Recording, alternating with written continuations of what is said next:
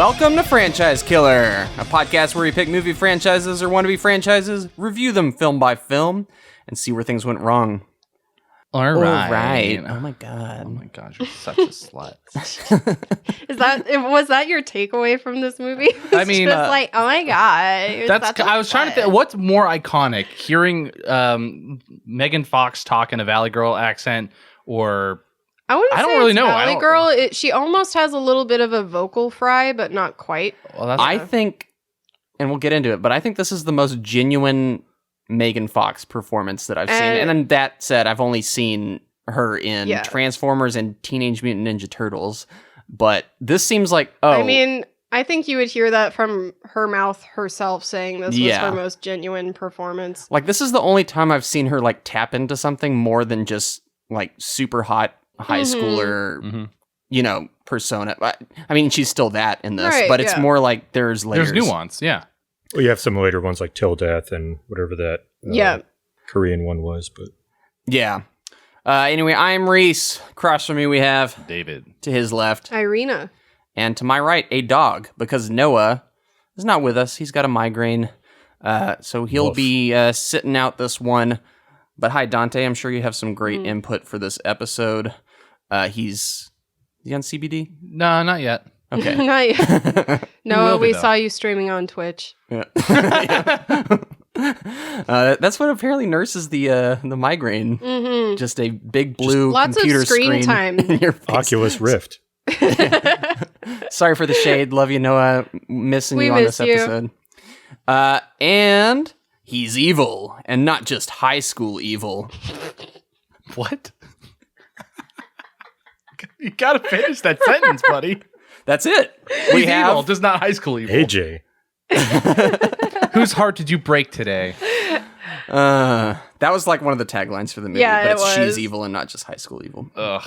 The movie we're talking about is Jennifer's Body, a movie that came out in 2009. It's directed by Karen Kasuma, who also directed Girl Fight, Aeon Flux, The Invitation, a movie that I freaking love, by the way. Really? The Invitation, when I discovered it's a good that one. she was the same director, I was like, what? Yeah. Because the style of these movies is completely different. That movie's much more stripped down. Yeah. Barely a budget, but such a great premise and such a great reveal towards the end. I would say this is more Diablo Cody's baby than it was Karen Kusama's baby. Oh, yeah. So that might be why there's a big difference. And who's Diablo Cody?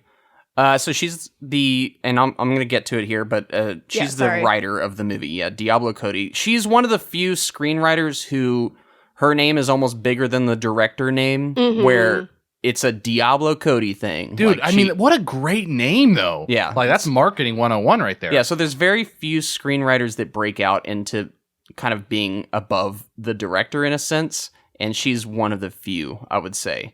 The irony of your statement, David. And yeah, she came to fame through Juno and won an Oscar for writing that movie.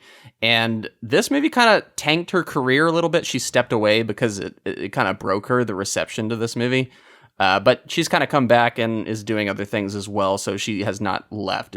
This was kind of a scar on her filmography, but one that's kind of been reclaimed by audiences and even critics alike, and has garnered this cult following and has turned into a movie that they're proud of. You love to see it. I mean, this is the whole concept of Irina's series that we're kicking off here is movies. What was the category? We said at the end of the last episode. What was We've gotten kind of nebulous with our film series with Noah's last one and now this one. Yeah, I would say there isn't really a brand for my series, except that maybe it deals with flights of fancy every now and then, and they're cult classics. So it's kind of a taste test where it's more of a feel for how that movie, it like these movies all feel similar.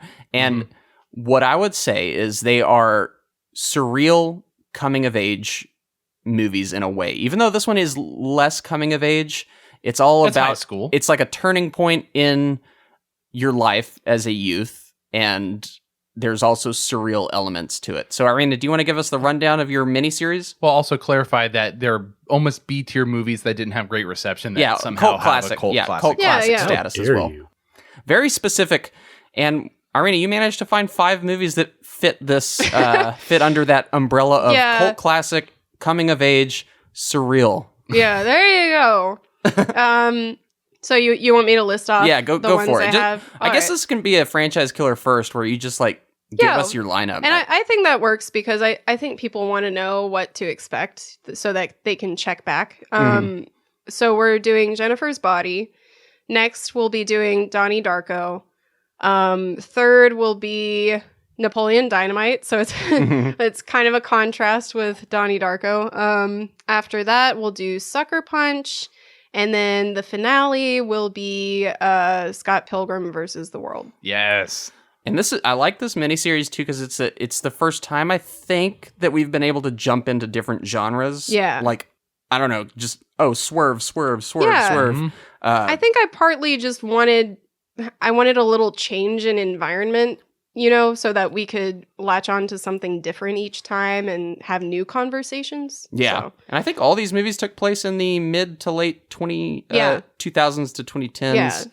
Yeah.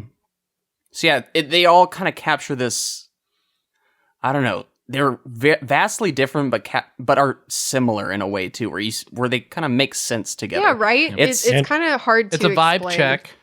Check. Well, it's like pineapples on pizza, Simmons. I love pineapple pizza. Yeah, but it's two things you wouldn't think go together, and they just do. Yeah. I know some people disagree. No, we're going to get some hate mail for that one. Yeah. We have Johnny Simmons bookending our series, though. Johnny Simmons, yeah. Oh, he's in both of them? Yeah. Young So Johnny Simmons is there's some other overlaps too. Gosh, I forget the actor's name. There's an actor in this movie that we'll see in Sucker Punch as well as a bit of a side character, but J.K. Simmons? No. The movie stars Megan Fox, Amanda Seyfried, Johnny Simmons, J.K. Simmons, 2 Simmons. Not related, by And the not way. J.K. Rowling. Yep. Amy Sedaris, Menace. Monk fame, you know her. Yep. She's in a very brief role, like I don't even know. Adam Brody and Chris Pratt. Yeah, why? You're just listing that just because he was in there for 5 seconds. You gotta. Yeah. You gotta. you have to. The main cast didn't include him, but I was like, whoa, Chris Pratt's in The this. second you see him, you're like, what the? I know. I think this is when Chris Pratt was trying to branch out just a little because he was known Parks as just and Rec, the funny, goofy guy. And this is in that era where he's like, oh, I'll still be kind of funny, but I'm going to be inserted into these different types of movies. Yeah. Non-funny Like, movies. And lose like weight. this and like Zero Dark 30. And was he in Moneyball? I think he was in Moneyball as well. Yeah, he was. Was he? Yep. Yeah. We got a screenplay, and I already mentioned it, by Diablo Cody, known for Juno, Young Adult, Ricky and the Flash, and Tully. So yeah, we'll talk more about her for sure, because her footprint is much more on this movie than I feel like Karen Kasuma's is, or Kasuma, however you say her name. Irina and I have had conversations extensively, not only about this movie, but about Diablo Cody. And so I definitely have things to say, but I'll try to save them for whenever they're relevant. Perfect. So on this podcast, we first go over our thoughts on the film before revisiting it for the episode. Then we dive into the story, break it down bit by bit, and talk about the more significant moments. Then towards the end of the show, we give our brief reviews and numbered scores, along with an analysis on the health of the franchise and whether or not this film hurt it. So, since it is your mini-series, Irina, had you seen Jennifer's Body before assigning it to us for this episode? Yeah, but not too long before. I think you'll find this is a story shared by many. Mm-hmm. I remember when this movie came out, but I anticipated it just being kind of a gore porn fest for, people that were in love with Megan Fox. So I avoided it entirely. Just, didn't pay it any mind. Until about 6 months ago, I think, I had watched a review of the film, or more like some dialogue on the film on YouTube, and happened to find out that it wasn't what I thought. And after that, I promptly watched it, and I've seen it maybe 3 times since, just because I kept finding myself learning more and more about it and being really interested in its story in general, not just the story seen on film, but behind the scenes, sort of like what happened to it during that era and why it was received so badly. So yeah, seen it a few times. All right. AJ, how about you? Yeah, kind of similar. It was on the radar, just kind of tangentially assumed it was more cliche, odd couple pairing, kind of, one's worried about protecting the other, one is just off doing their own thing, and I don't know, a little unrequited love maybe, but I need just more seems clues. cliche. And then you've got the this concert and everybody starts dying, and concert, everyone's dying. but then it like you said, later after the fact, you hear about this and kind of gets revisited after, I don't know, it kind of comes back in the social conversation. So but that's what happens when, the main star of it dies, I guess. What? I'm totally lost. I'm surprised you've been able to nail that many similarities to whatever this movie is. I know, it sounds like it. Did he if you were a Whitney Houston fan, then... Sorry, what? If you were a Whitney Houston fan, you'd know it instantly. The Bodyguard? Yeah. Wow. Okay. Oh my gosh. Dude, good job. Like... Can we get a little clap for Adrian? Yeah. That was a good one. That's one of your best, like, how many connections can I make to a movie? That was I think he may have watched the movie. Yeah. Just to be vague enough. Anyway, I did not see this. I remember kind of like Irina, this coming out and assuming it was just a horror thriller, which is not my thing, so I didn't care about it. And, kind of had this thing that was, this is something that was underrated or misadvertised or something like that, but still was never really my cup of tea. Like, not something I go out of my way to see with vampires, monsters, demons, kind of stuff. So, yeah. David, how about yourself? Yeah, I'm just gonna sort of follow the train here. I remember when it came out. I remember the marketing for this movie. Obviously targeted to my specific demographic, which is younger men who may want to see Megan Fox naked.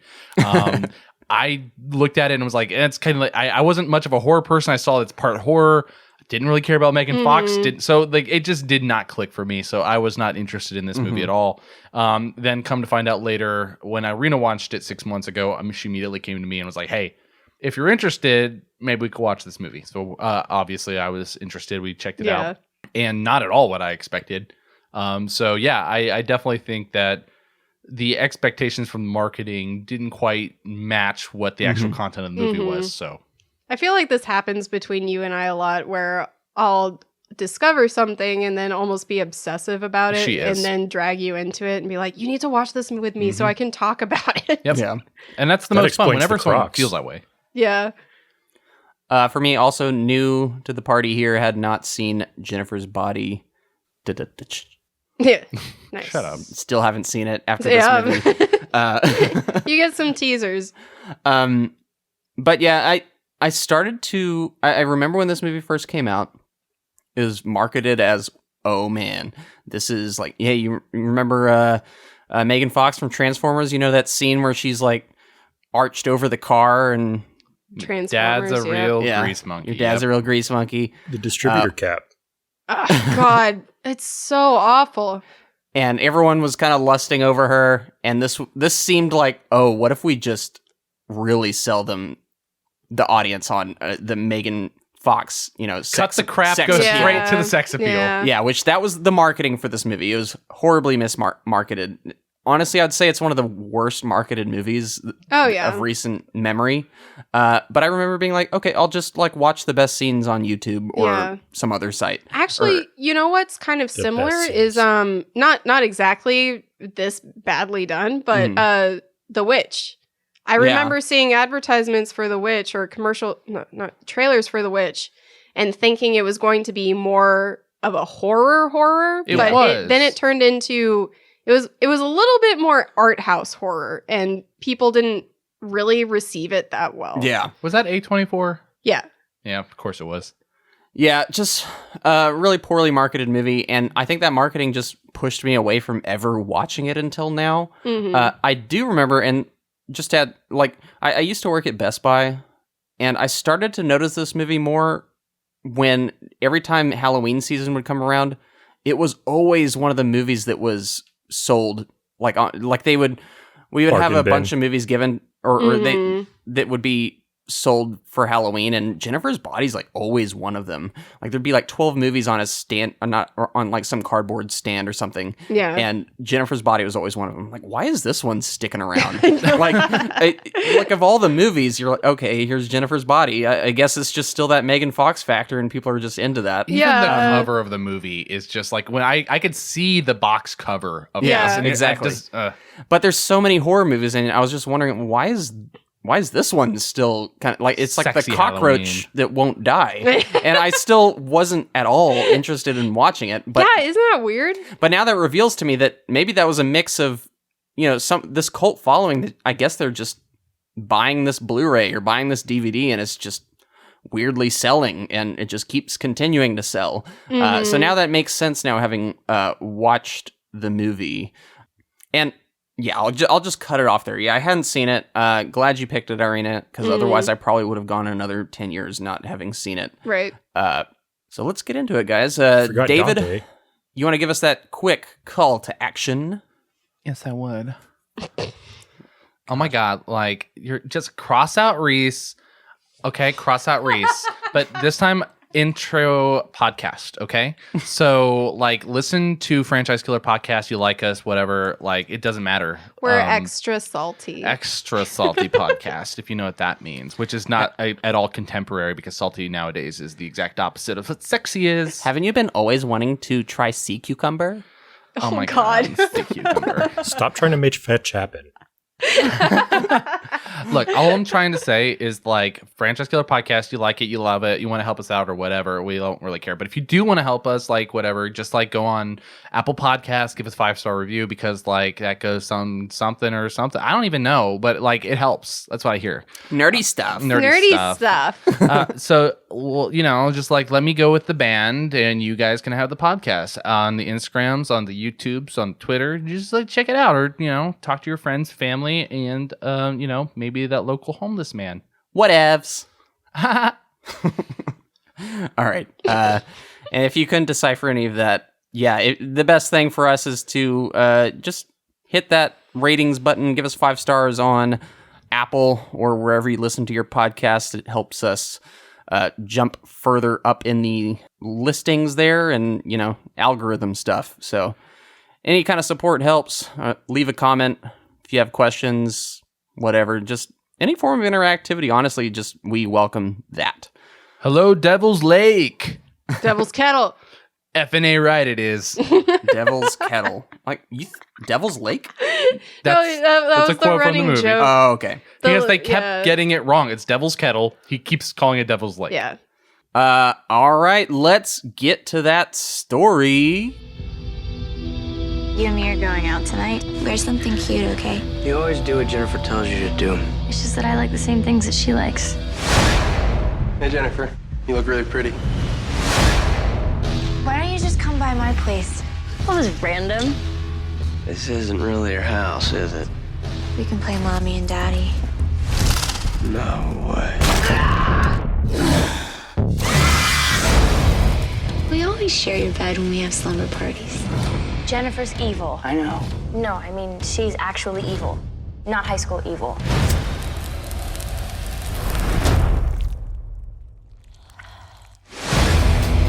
Chip is looking really cute to me lately.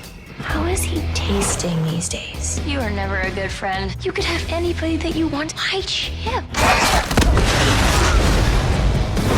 You're killing people. No, I'm killing boys. Are you scared? Thought you only murdered boys. I go both ways.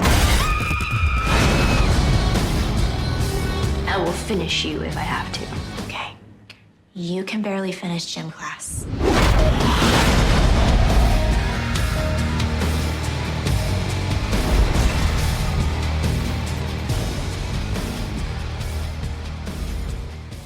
Anita, needy Lesnicki, once an insecure and studious teenager living in a small town of Devil's Kettle, Minnesota, is now a violent mental inmate who narrates the story as a flashback while in solitary confinement.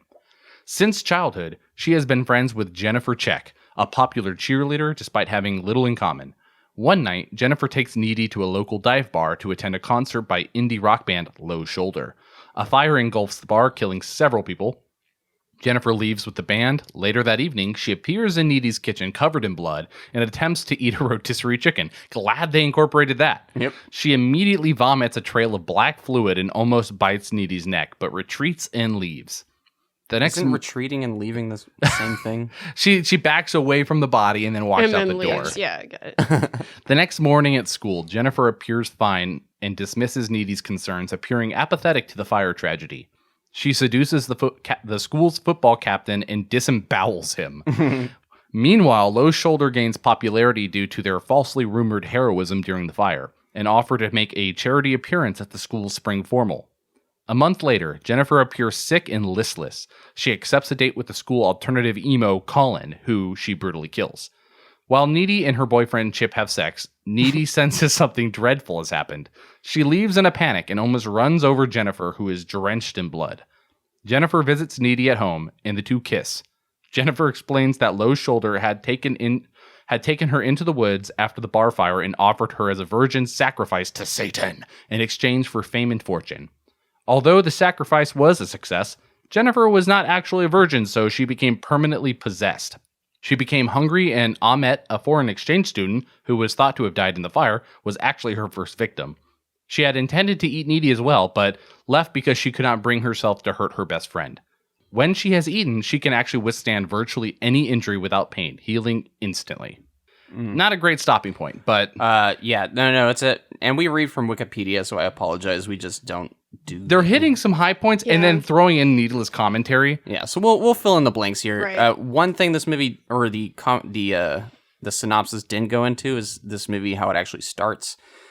She is in some, like, psych ward or something, or a prison. She's in a prison. It's a prison, but it does seem to be, like, almost a little more catered to the criminally insane. Mm-hmm.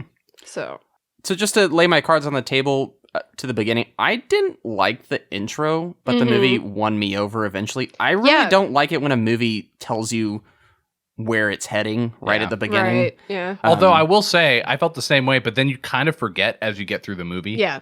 Well, I didn't. You didn't? I did. What I thought is like, okay, they're just going to tack on something at the end of that, what happens. Right. Like, it's going to be, she's in this facility, and then there's going to be, and then this happens. Yeah. I think the jarring aspect about it for me was the stark contrast between Needy, in the present versus Needy in the past. Like, it's very like how did this girl get there? Yeah. Irina, what are your thoughts on the opening to this movie? I think the opening, when I was watching the movie, I wasn't expecting that kind of opening, like when I saw the two characters, I'm so used to Amanda Seyfried playing basically a wide-eyed, doughy like girl that's completely innocent, doesn't, she's always the one that's kind of pure and innocent, but to have her starting off as, she's an inmate in a facility, like what, how, exactly what you said, like how did she get here, kind of a thing. So for me, it was kind of refreshing for her as an actress in my mind, because I liked seeing her in something a little different. Yeah. I feel like actually both of these actresses kind of fall into the same category as being typecasted based on their looks. Yeah. So I really enjoyed seeing that, but I know what you mean as far as like when they present you with technically the ending. Yeah. And then they go into the past, it's like you can anticipate what's going to happen while you're watching, or you're constantly thinking about where it's going to end up. I want to talk about the typecasting and how much this movie nails it. Yeah. With both of them, because Amanda Seyfried is beautiful, but she has this weird, like, she's like the beautiful that you want to make look nerdy. Yeah. Which is... She works on both nerdy and beautiful. Well, such a problem I have with horror movies. Yeah. Where it's always... you have the virgin or the nerd or the and they just found like a supermodel and put glasses on him. Yeah, like it's always glasses. There's always glasses. Although I think she treads the line a little better. She does. She actually 100%. Yeah. And when you think about the dynamic between the two, you can see how she was almost kind of pushed into that status because of Jennifer. But I think they're aware of it though. Exactly. but she does pull it off better, and I do like her in this movie. Uh-huh. But then obviously we have Megan Fox, who this is a total like self-aware of Megan Fox's image Yes. type. Self-aware is a word that we're going to be using a lot in this movie, I think. Yeah. Yes. And that's a problem with the marketing, like and how this movie was received originally, where it's not self-aware or not what we wanted. Yeah. Did you have thoughts on Megan Fox in this that you wanted to say, Arena? I was actually excited to see this. I didn't really get to see this movie through fresh eyes. I saw it based on that YouTube commentary I saw. So I was kind of anticipating how I was going to receive it in a way. But upon first seeing Megan Fox, like I've seen her in Transformers. I've seen her in New Girl, which I actually liked her in New Girl. Yeah. And I think I saw her in something else, but I had She's never in a really... Judd Apatow movie too. I don't know if it's This Is 40 or Funny People. It's one of those two, but I remember in movies I had seen her in before, I just felt very underwhelmed by all of her performances. And I think the problem was at the time I was being fed the idea of Megan Fox as just a sex symbol. And that's actually the way she was being portrayed in films altogether. So even if she was trying to break out of a certain stereotyped role, they kept putting her in the, oh, you're the sexy mean girl position. But this was the first time she plays the sexy mean girl, but it actually feels like a real person. yeah. So I could immediately feel that when I saw her on screen. And it felt like the actress was actually present in this position. Yeah. So I almost feel bad because I did write her off after Yeah, Transformers. Like, I'm not saying she's the best actor that ever, or actress that ever, walked the face of the earth, but there's more beneath the surface there that I kind of wasn't giving her credit for. and I think it is more like, I don't think she has incredible range as an actress, but I don't think she's been given enough opportunity. Yeah, though. exactly. Yeah. So I think she was finally given a role that she resonated with and was able to actually pull some of her own expression into. So Yeah. Weren't you telling me, Irina, that a lot of this resonated with her because she had a sort of similar experience with the movie industry as the character in this has with the high school world? So around the time that this was coming out, this was when she had kind of made a lot of comments in public that were a little inflammatory. Like people Towards didn't... Michael Bay, I think. Yeah, or that Bay. might have been a little later. But I think it was around the same time. But she had basically equated him to like Napoleon and being Hitler on set and stuff like that. And according to her, I haven't really looked up anything to corroborate it, but according to her, anytime she would try to get direction on set of Transformers, it was always kind of the same thing. They said, oh, that doesn't matter, just be hot. Just be sexy, that's your only direction. That sounds like a Michael Bay note. Of all directors, So- I can see him saying that. So that's essentially what she was given, and that's what we got in the movie. So nobody really wanted her to focus on the craft of acting. Yeah. So she at the time was received with so much hate from both men and women because with the men, there's kind of like, oh, you're being sexy. You're kind of asking the men for want to this. be with her, and the women Yeah. want to be her. Yeah, exactly. and I think that's something that's been perpetuated in so much media that women develop this weird kind of toxic relationship with each other where they're both trying to be friendly but competing with one another at the same time. I mean, there's a perfect line in this movie from that, right? When she's getting ready for the concert and she says something like, I know what that means. It means I have to wear something that makes me look good, but I can't upstage Jennifer. Yeah, exactly. Yeah. She doesn't want to be embarrassed to be with her friend, but also still wants to be the main show. Yeah. And and speaking as a girl who's had friendships throughout high school and beyond, like I can say almost every single girl knows a Jennifer. Like they know a Jennifer and they know a Needy. Yeah. And in most cases they were the Needy. But it's a very real, fleshed out character that is refreshing to see. So yeah, it's I almost get maybe I'm wrong here, but I almost get like in Spider-Man, like a Harry Osborn to Peter Parker type vibe, where he's not quite one of the cool kids, but he's definitely in like a different level class. than him. Yeah. But they hang out together. Yeah, their dynamic's a little He's a band different, nerd. but it's still that kind of, there's a superiority, an unspoken superiority there. Yeah, like the Megan Jennifer kind of is. I don't know. Their relationship is hard to dissect because I'm not a woman. But, it well, that's seems why like I'm here. Yeah. She knows she's above, but she's still, BFFs, and she's. I'm trying to wrap my head around whether or not I see her as a protagonist before she turns or something else. Like there's so many things to say about that. It's a complicated relationship. That's the bare basics of it. Irina and I have had many arguments almost about... arguments? Yeah, about whether she has a heart.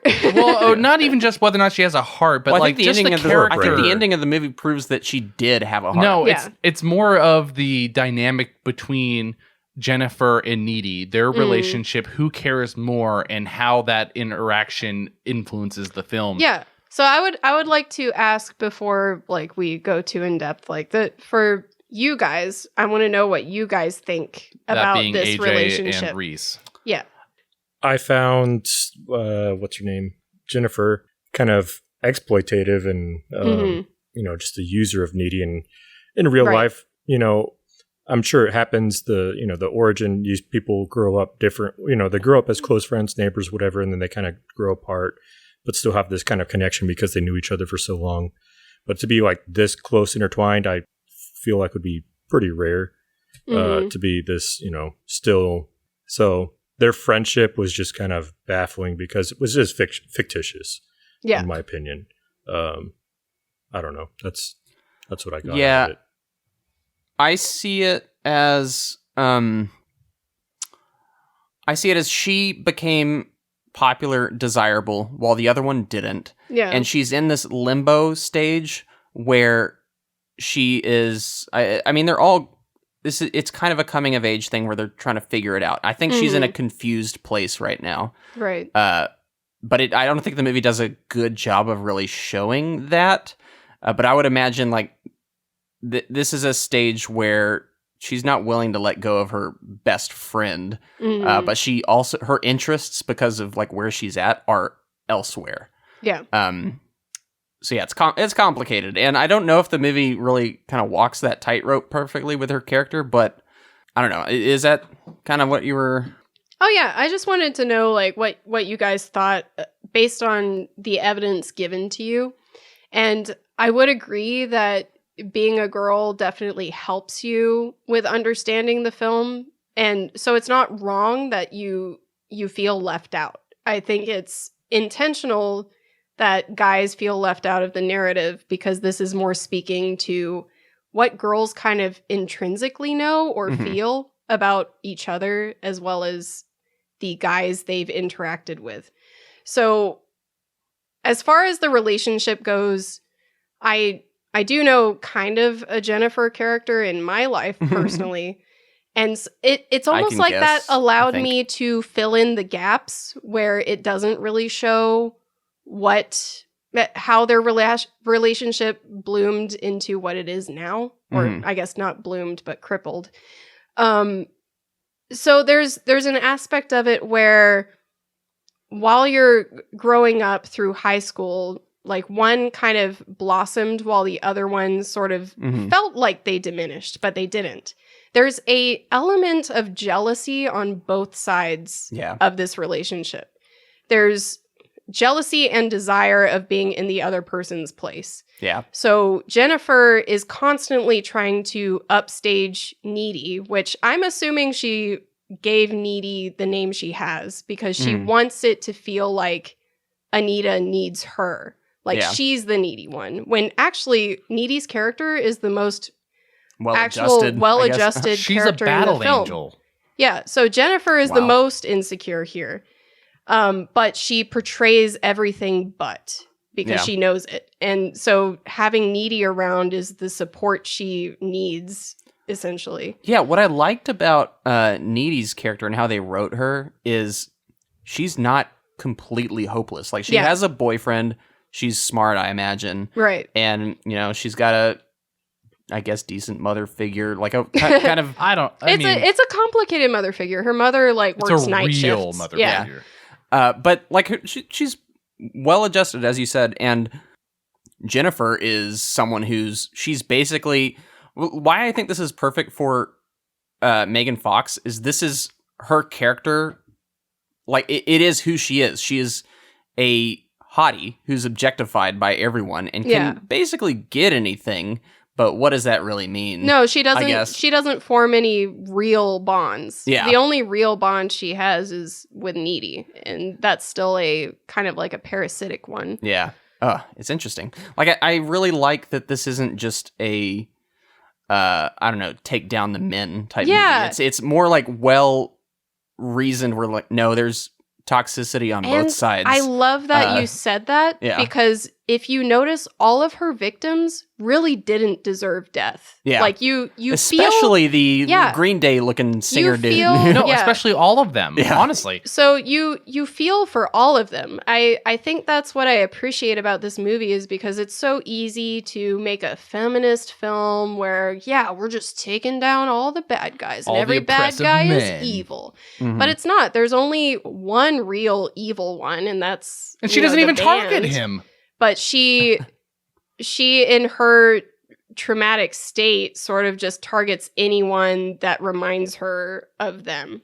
So all of these guys, I love that in the writing and the direction, they make you empathize with the guys. You feel bad for them. And it's in their death, you feel sad that they died. Yeah. So I like that there's still a balance there. Like it's not just a us versus them thing. Yeah. And speaking of the guys, I kind of want to shout out to Johnny Simmons. Johnny Simmons is great. Her boyfriend. Yeah. The way he talks is so dorky. Like, I love him. But he uses words that only the nerdiest of nerd would use, where he's like, what? I can see your womb. Yeah, or something like that. That was... I looked at Irina and I was like, did he just say womb? Or your front butt or whatever. I think he's good and believable as a boyfriend to this character, and plays a pretty good support role. I also want to shout out the other JK here. We've got JK Simmons, or not, the other Simmons here. Yeah. JK Simmons. I wish we had more of him. Oh my gosh. Me too. What a lovely he's so good. Like, every time he didn't need to be in this movie, but he was. I love J.K. Simmons because he's always 100% committed to everything he does. Even the smallest of roles, he just steals scenes. Let it all out, man. Let it all out. One of my favorite things is that he's lost his hand, and he has like a little hook hand. Yep. But it's never explained he like just has how a or hook hand. why. I would love to know behind the scenes if they're like, all right, JK, you're going to be the teacher for this group. And just imagine sort of like Tom Cruise in, I can't remember, think of the movie right now. Oh, Tropic Thunder. Tropic Thunder. But he just walks and he's like, I just want to be a teacher with a claw hand. And why? Well, it's something in like a worse written movie where that would like play some sort of role. It's like, back in the day, I remember having an encounter with a succubus, and I just like I got out, but she bit my arm off. Well, that's a graphic novel like lore thing right there. Yeah. But yeah, really good. And I guess if we're catching up with the story here, so we have the basic, kind of starts off as a high school story. Right. You kind of get the dynamics between Needy and Jennifer, also boyfriend, and they kind of, as you said, Irina, are in a weird, like, they both need each other, but also they're feeding off of each other's energy in an almost parasitic, toxic way. Then we but we're at the concert at the bar. It's not even a concert. It's the band Low Shoulder, I think is what they're called. Yeah. They're going to see them at the bar.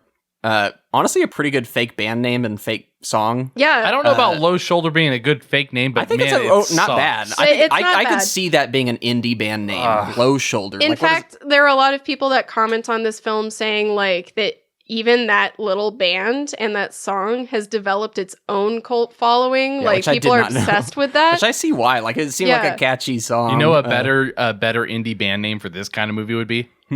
Death Cab for Cutie. Wow. It is that type of energy though. Like it is like what is a fake Death Cab for Cutie? And such mixed feelings on that band. I like Death Cab. There are some people too that have said this movie really resonated with them because they loved that it called out sort of that punk band culture and how kind of misogynistic and rapey they were in general. Like they're more shady than people realize, you know. It's the ultimate fake genre because they call them indie bands, right? And you have this massive production and record label, and yet you're still an independent band. It changed from meaning like bands who used to produce their own music to a specific type of sound that those bands used to produce. But back in the day, you would have like Coldplay, an indie band. Like no.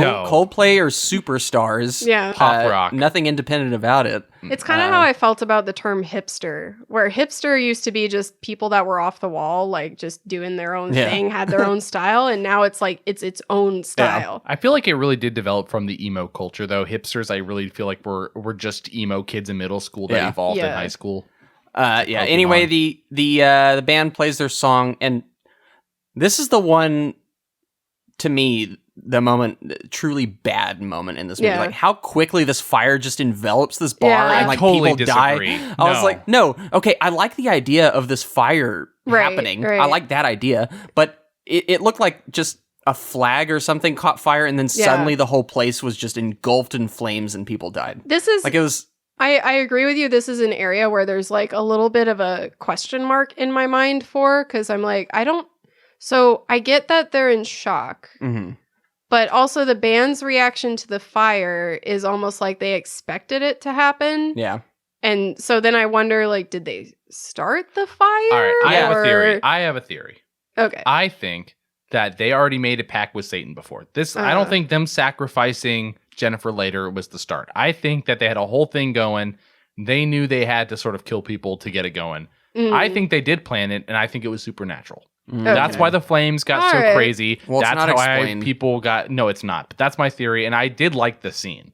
I think there are moments in movies where I'm okay with things not being explained. Yeah. Well, but then there are other things where it feels kind of contrived, and I wish there was just a little more to read from there. That's all. What was that? Yeah, and that's where this kind of it muddles the tone for me a little bit because I mean the director and writer have described this as being a genre film, a horror film, but it's also a comedy horror, which I don't really feel it really fully steps into the comedy genre. And this is where, like, okay, this is stupid. Like, literally, the fire's following a line of gunpowder. Right. Like, that's dumb. But it never really fully jumps into being funny at any point for me. And another, like, question mark that's not really explained is, like, okay, why is Needy having these kind of, seemingly psychic visions already before she's got this interaction with the demon? That is the one question that I have. And then also, we go back to Jennifer's character and stuff, but, like, at this point, like, she's already acting vapid and zombie-ish, like literally just standing there staring, like beyond infatuation and stuff, and beyond shock because nothing's really happened yet.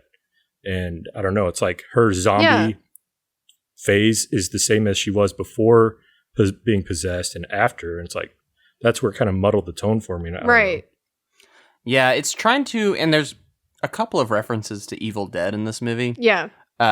It's trying to be the horror comedy, where Evil Dead, I would say, is more horror than comedy, but they both kind of have these moments where I think this movie's trying to be a 50-50, whereas Evil Dead was like 75 horror, 25 comedy. Yeah.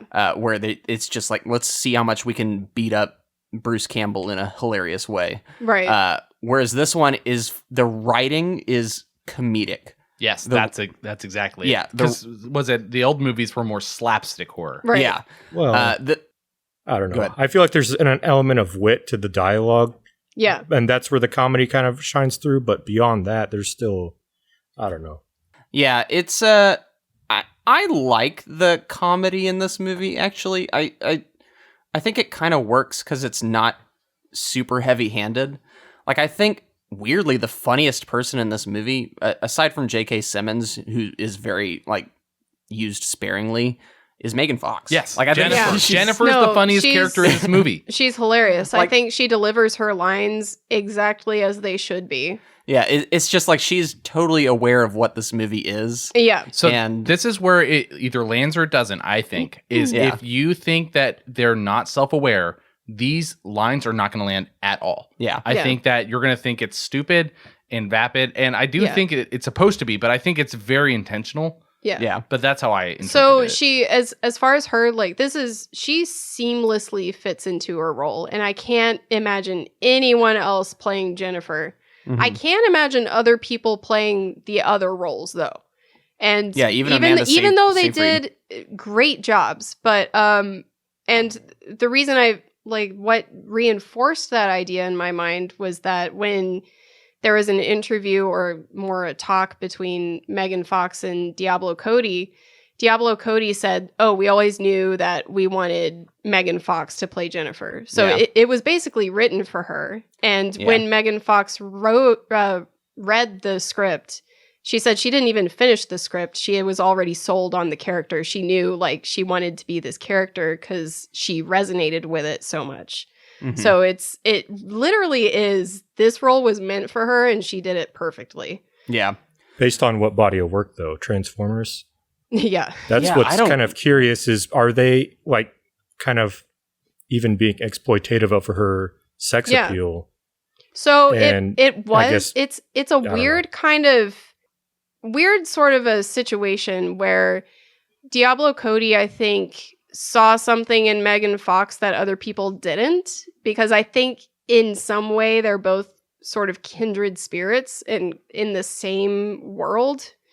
Diablo Cody is she talked about how before she was writing screenplays she was a stripper, and Mhm. so she was also kind of like, you know, subjected to that, basically being looked at as more of a Hypersexualized. body than a person.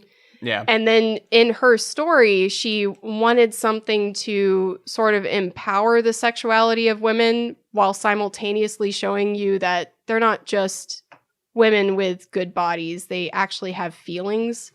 So I think it was more so that she saw Megan Fox as a kindred spirit and wanted her to sort of embody the symbol of what she was trying to get across. So it made sense.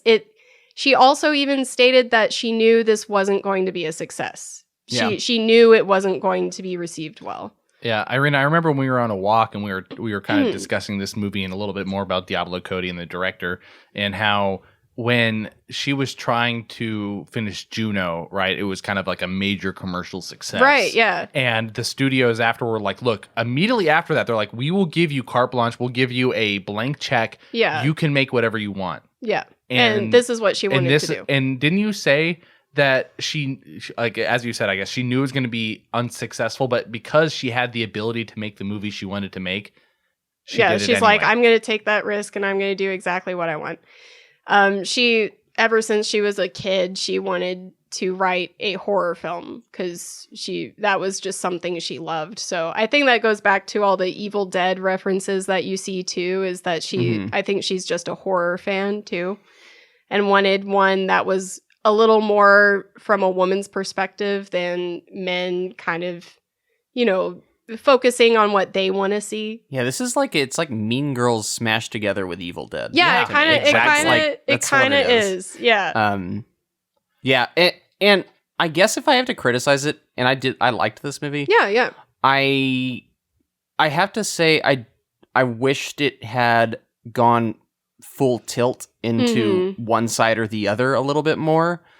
Like go all in on the horror or go all in on the comedy. It's kind of, I actually think I think it almost gets there with the horror because it kind of doesn't pull its punches there. Yeah. it gets pretty gruesome, actually. Yeah, but that's kind of faint criticism because I still think it's mostly successful in that mission. But yeah, I guess I am kind of a little there with AJ. Adrew. Sorry, I won't cut that out. I'll cut it out. I'm a little bit there with AJ in just the balancing of tone, not quite being perfect, but I think I'm a little more positive. I think it does get there. I wonder how much of this is influenced by the time that it was made, because this is 2009, correct? 2009, yeah. Yeah. But it feels to me like 2005, which, that's only 4 years, but... I'm surprised you're like, man, 2005 felt so much different. It did. No, there was a massive shift in my brain from the early sort of 2005 era to 2010. There was a very big jump. And this 2009 does live in that middle area, but it felt very early 2000s to me. Now... You're right. It feels like... of akin to like the Scream movies or something. Yes, I was going to say Scream, and the other one that came to mind was The Ring, where like the Ring? And only because of the decade it came out influenced the vibe of the movie, the energy. I don't know. Of The movie. Ring it takes itself completely serious. I think this movie takes itself completely seriously. I don't think so. Well, I think that's where we disagree. Sounds like. But I feel like the way Interesting. the tone of the movie goes is because of that. And Are you saying the visual tone or visual tone Okay. as well as the writing. I All think right. actually if they made this movie now, if Diablo Cody and I already forgot Karen Kasuma. Yeah, thank you, Karen Kasuma. If they did that nowadays, this movie I think would be way better. I think this could be an amazing movie. Mm. And I would say it's a fairly good movie. I'm so fascinated. I'm so curious to get to our ratings on this one. Yeah. All right, let's move on in the plot. The bar burns down. We go back to school, like everyone's mourning the loss of the people at the bar. Jennifer starts killing people. We have our first kill. I mean, it is revealed to be her second kill later because she kills the dude on the street. Mm-hmm. But she kills the football guy. That was sad, man. Surprisingly brutal, the aftermath of that. It doesn't show the actual death, but once you see this like disemboweled corpse, I was like, whoa. Yeah. I felt bad for him. I felt more bad for the other guy, though. Yeah. I felt bad for all of them. I did. I felt bad for the outcast, like The emo kid. Madden Green Day looking guy. Yeah. Yeah. Who gets... Colin. Yeah. And what I have to applaud this movie for is actually making Megan Fox kind of scary. Like, she's a presence here, and I'm like, oh, they are gonna die. Yeah. And Yeah. Especially Collins. yeah, under lesser direction, I feel like I would never be scared of what Megan Fox Yeah, was gonna exactly. do. Yeah. But they kind of pull it off here. Like, it's especially with Colin, and that's Colin's the emo Green dude. Day. Yeah. so she lures him to this kind of abandoned house where it's like under construction or something, and you see like on a sheet or something the silhouette of her just destroying him. Yeah. And just the splatter of blood and all that. Yeah, she completely eats out his innards. Yeah. That is, So I think they described in the text of the football guy as disemboweling. Yeah. Which maybe she's doing the same thing to Green He Day looks guy like here. lasagna. With teeth. So like what? That was such a funny line. no, lines like that make me feel like this movie knows what it's doing. Yeah. But the football player, for example, I think any other movie, the football guy of all people would be like the douchey guy that everybody knows deserved to die. And in this movie, he's mourning the death of his friend in the moment. He is so vulnerable that you don't normally see a man in movies, especially horror movies. Yeah. And so she kind of lures him in this vulnerable state into the woods and then takes advantage of him. And he doesn't even know how to react to it. Yeah. So I think that they're definitely subverting the normal horror expectation. Like, you mean like in Heaven or something? It's a role reversal. Yes. But they don't do it in a very like overbearing, this is feminism kind of a way. I think that they're a little more clever in the way they use these messages. Basically. I like this. I like it because you can enjoy this movie without the social commentary. It's actually, not just like trying to preach. Yeah, I was telling David actually the other day. I was like, you can choose to watch this just casually as a horror film, or you can choose to try to read into it It's a little feminist more. movement piece. Yeah. There's some movies where they lay on the feminist men suck angle. way too thick. Like I haven't seen it, but that's what I've heard that movie Men is about. Oh, where it's just really? like, wow, all men are the same and they're the worst ever. Like they're all toxic. So I really hate when they do that. I think it does more harm than helps. Which is weird because I really love Alex Garland. I'll still watch that movie, but yeah, I'm just like, guys, we don't need to support a message. You don't need to like literally take down everything. Even though in this movie they're doing that, which in a tasteful way, I think. The problem with that is I think when you do a movie that's so heavy-handed like that, it really feels disingenuous. It's more like, oh, this is where the public is leaning. We need to like really hit that message hard. We haven't seen Men yet. Yeah, no, and I'm not talking about Men. It's called Men though, and they're evil. Like it's. I want to see it. It's more so that it does not really do anything for anybody. It's purely just to get that critical acclaim. It's just to get pats on the back. And it's obvious. Yeah. Ugh. Whatever. So during this part of the movie, we also have Needy, or what's her name? Her actual name. Anita. Anita. Yeah, that's right. She's having these visions as she's having sex with her boyfriend, and that was a scene. I love his comment, like, "Am I too big?" I know. No, that scene was perfect comedy, I think. Oh gosh. But it was a good like, she's having this like literal oh shit moment, and he is misinterpreting. He thinks like, she's she's in pain herself from this, or and he's like kind of like happy. He's like, oh yeah, I know. But, he's actually a really great cast for this role because you feel for him and you aren't upset with the way he's reacting to her. He's reacting in a very practical way, actually, for the situation that's happening. Yeah. So I do applaud that actor. I think he does a great job in this role as Chip. Chip. He's very comedic too. Like the way he delivers his lines is great. I agree. You're just green jello. Green jello. We also have Jennifer talking to Anita Needy about what happened between her and the band. She reveals that what does she reveal? They at that time? She reveals that she does them. have these powers.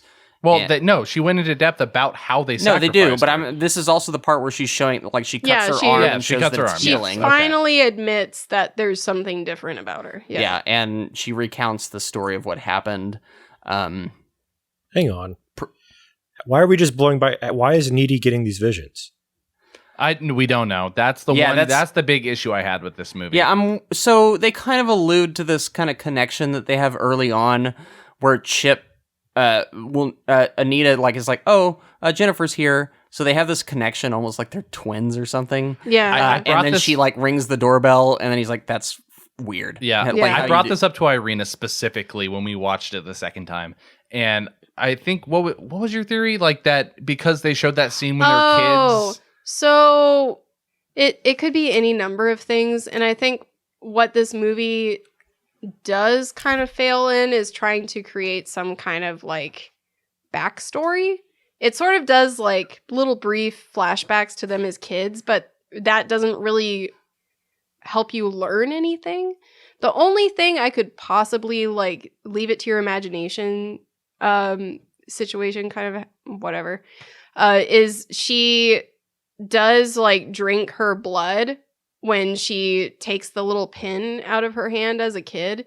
And the only thing I can glean from that is like once you consume someone's blood, it's sort of like they become part of you. Like maybe there was some sort of weird kind of magical thing that happened. That's where Megan Fox got the idea. They share like this, but that's a lot to read into. So I think there's something where I'm sure there's a whole backstory that other fans have created where they've gone through their whole fan fiction and written why this connection happens or an in-depth backstory.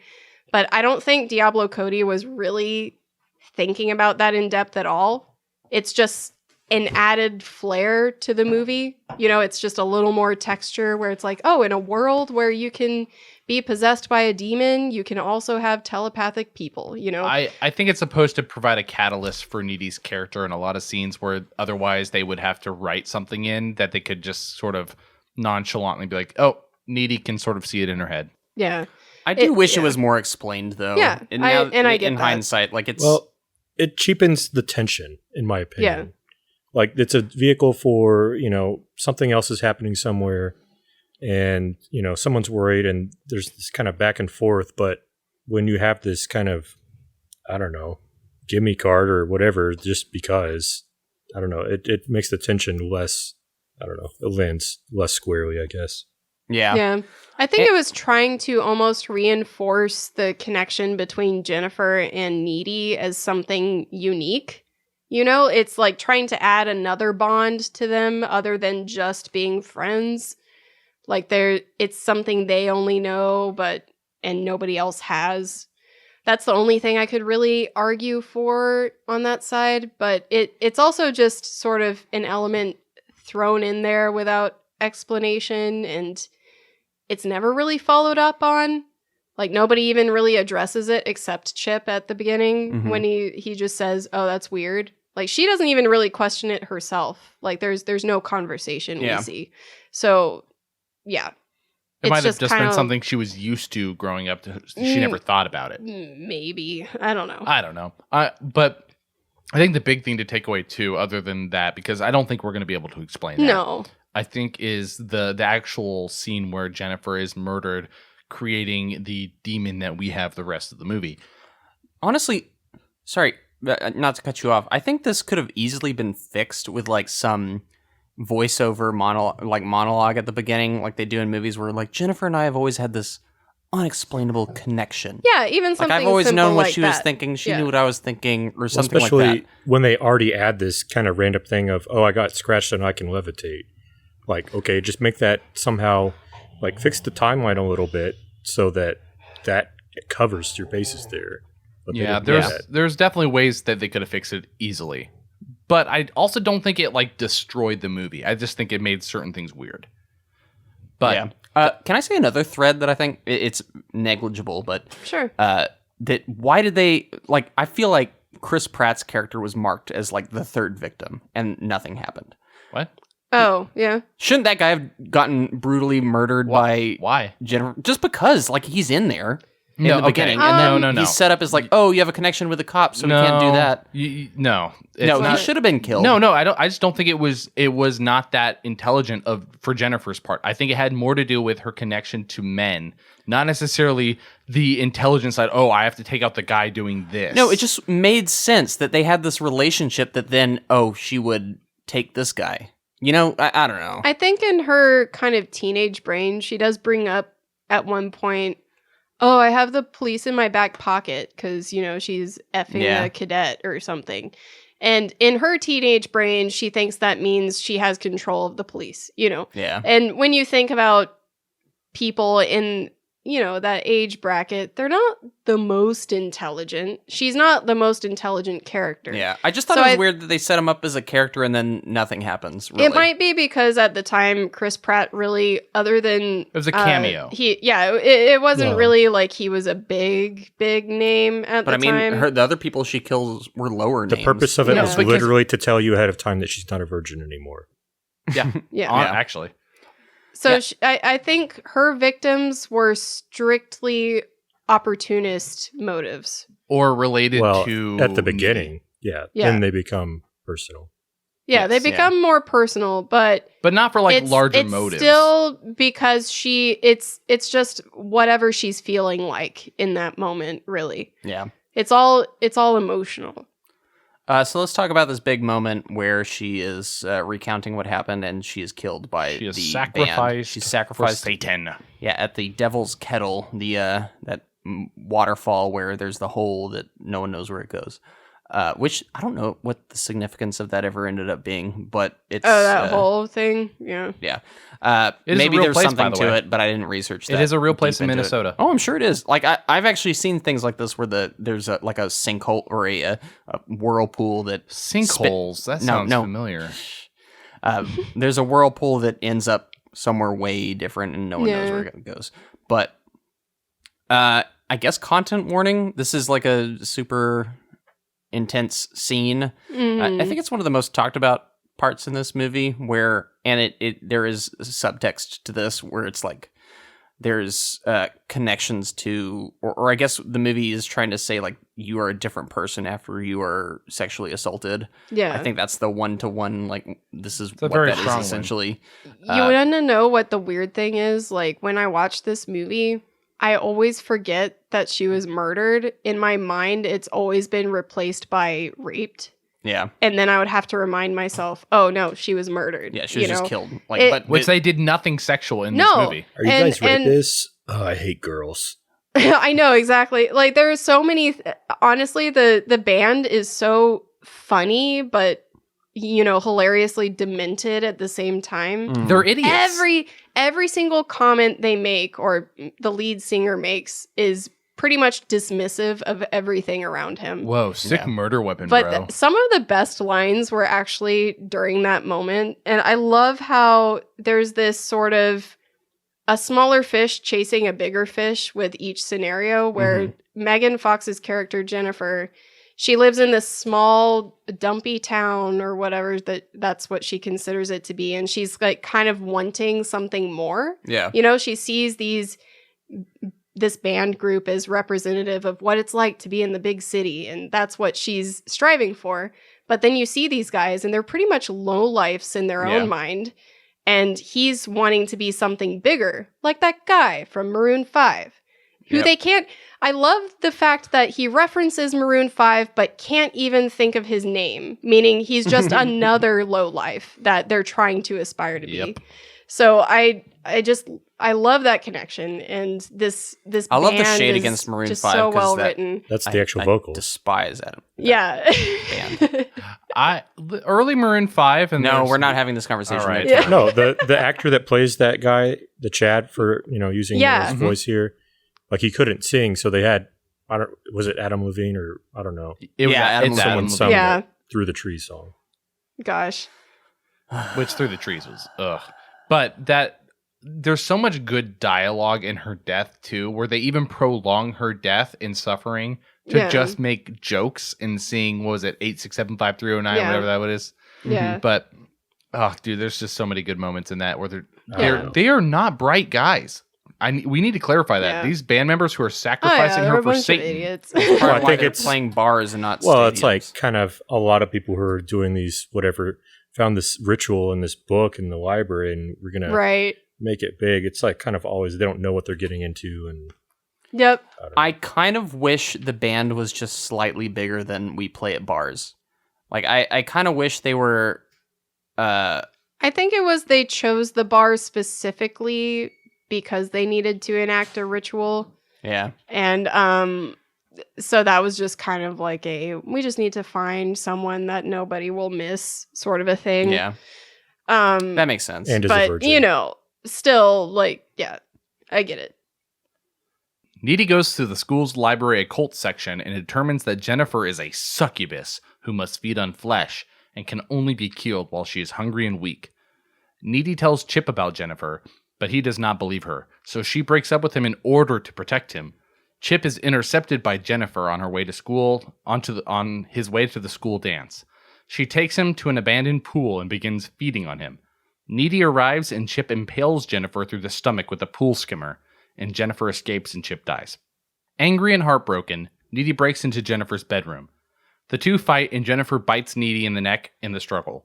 Needy rips Jennifer's half of her best friend necklace off her neck. Jennifer stops fighting back and Needy stabs her in the heart with a utility knife, killing her and destroying the demon. Jennifer's mother enters and finds Needy on top of her dead daughter's body. Needy is brought to an asylum. She now manifests some of Jennifer's supernatural powers due to the bite. She escapes the mental facility and hitchhikes a ride telling the driver she is following a band. In the credits sequence, a home video and crime scene photo shows that the members of Low Shoulder were murdered in their hotel by Needy. All right, so Anita discovers that Jennifer is a succubus, which I kind of think was Obvious? Yeah, but we have that whole scene. And this leads to the big scene where, we're almost at the finale here. This second portion is going to be much shorter than the first. But Jennifer sets her sights on Chip, and Chip is feeling a little dejected by Anita. What is it that she did? Broke up with him. Yeah, she kind of... It wasn't like that. She It didn't was like, really... She was saying we can't be around each other, but he read it as we're broken up. Wikipedia says break up. So what would Ross from Friends say? We were on a break! I think this is another part where I think the writing could have gone a little bit better. Yeah. There's sort of just a miscommunication thing where I'm not really sure. It feels like they had a conversation before she even brought up the whole demonic transference thing with Chip, but I didn't see that. There's this weird sort of understanding that they're not kind of together, but she doesn't really reinforce him in any way that they're fine. Yeah. So I think every now and then there are interpersonal dialogues that feel like I'm missing information. And that's one of my critiques of the movie. Yeah, I would agree. I think it jumps to the finale a little too quickly, and it kind of... Chip seems like a guy who is super into Anita. Like, right. He's just happy to be with her. Like, they've... Good boyfriend. Yeah, good boyfriend. And the fact that he would you kind of have to take some baggage into this movie to make it work, which is like succubuses are they're alluring, and they're good at like... We had this conversation. Where they give off some pheromone, I guess, that just pulls dudes in. So are vampires. Yeah. Like, I didn't know that they landed on like 100% she's a succubus. Like, it was just one of the things she read, and I guess it kind of fits, but I mean, before I had thought she was just a vampire until, I don't know. Yeah, so I wish they had played that a little harder, like pushed it a little further with like, she gives off this thing that's like, it pulls people in. Right. They kind of just ride on Megan Fox being good looking, which, yes, that's what succubuses do. Look good. But I could have used like an extra minute or so of Anita doing research into succubuses and like, they succubi. Have this natural succubi. Yeah, thank you. Cacti succubi. Octopi. Incubi. Incubus. Yeah, I just could have used a better explanation of succubi in this movie even the strongest of guys can't deny the attraction to the... That being said, I still think that I as much as I totally did not understand that she was a succubi, I did from the very beginning. You could have said succubus there. I could have. She's a succubi. She's multiple. She goes both ways. We are legion, for we are many. I just want to... I think it's obvious that she is demonically possessed. Yeah. That is what I took away from this movie. Yeah. And whether or not it's a succubus or whatever, a vampire, she had some form of power. And I didn't understand how Chip did it, because I had the same question with Irene. I was like, he is so committed to Needy. Mm-hmm. Yeah. How is it that he just goes straight for Jennifer? But I think Irina, to me, the way she explained it was two things. Power of the succubus, which is kind of alluring. And two, the sort of emotional high schoolness of everything, where it's like she kind of broke up with him. It kind of hurt his heart a little bit. He was emotionally disadvantaged, I guess. Mm-hmm. And that Jennifer is a hot girl. So it's like, no matter what, he was kind of, he knows she's attractive. Mm. So it doesn't hurt that fits the narrative of the myth of the nice guy or that role. So White Knight kind of. Yeah. So I think they did it well, I would say. I could have used a little more. No, I agree. I think they could have done it better. I'm just saying I thought you were just criticizing that it didn't make sense that he went to...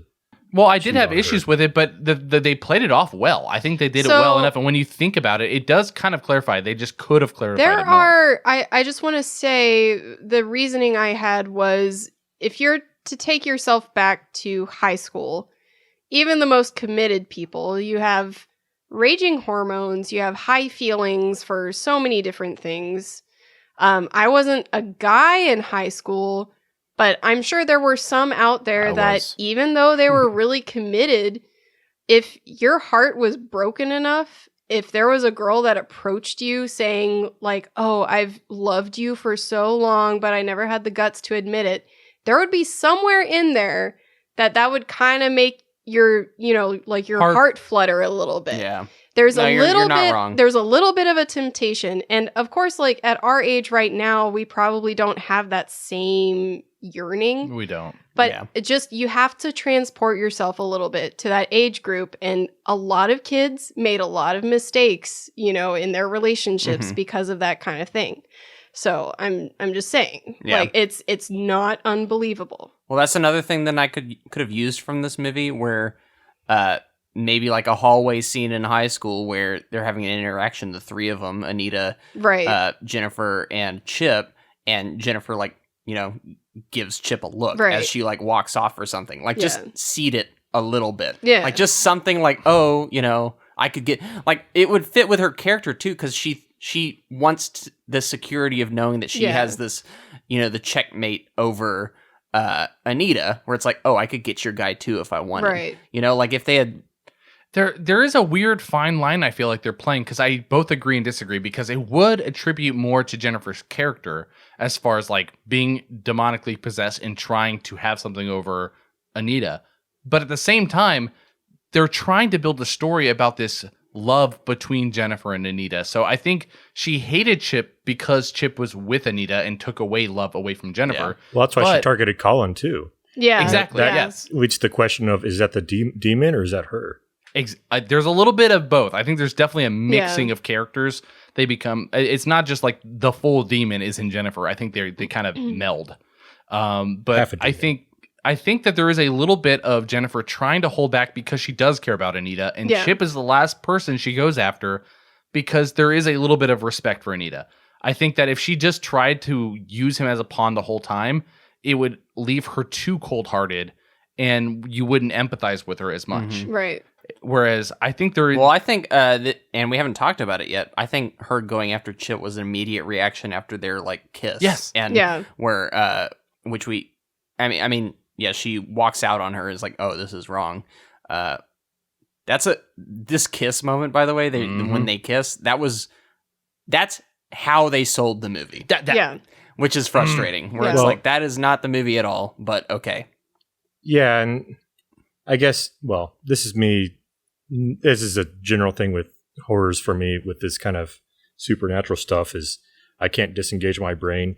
So it's like, okay, so this is a predator who's starving and just needs to feed. Why are they taking the extra effort to target a higher, a risk rate in Chip than just finding some random guy and feeding so that you're stronger? Yeah. That's just why I me think they're not being able to combined. disengage, and I don't know. Yeah, so they try to make it they try to make it more personal with Anita in this way. Oh yeah, I get the reasoning. Right. Yeah. It just I kind of am already tripped up with the tone and stuff, and then it's like, okay, well, I'm Yeah. not fully on board, so things kind of buck me off a little bit more easily. Yeah. The way it works for me is I Jennifer's possessed.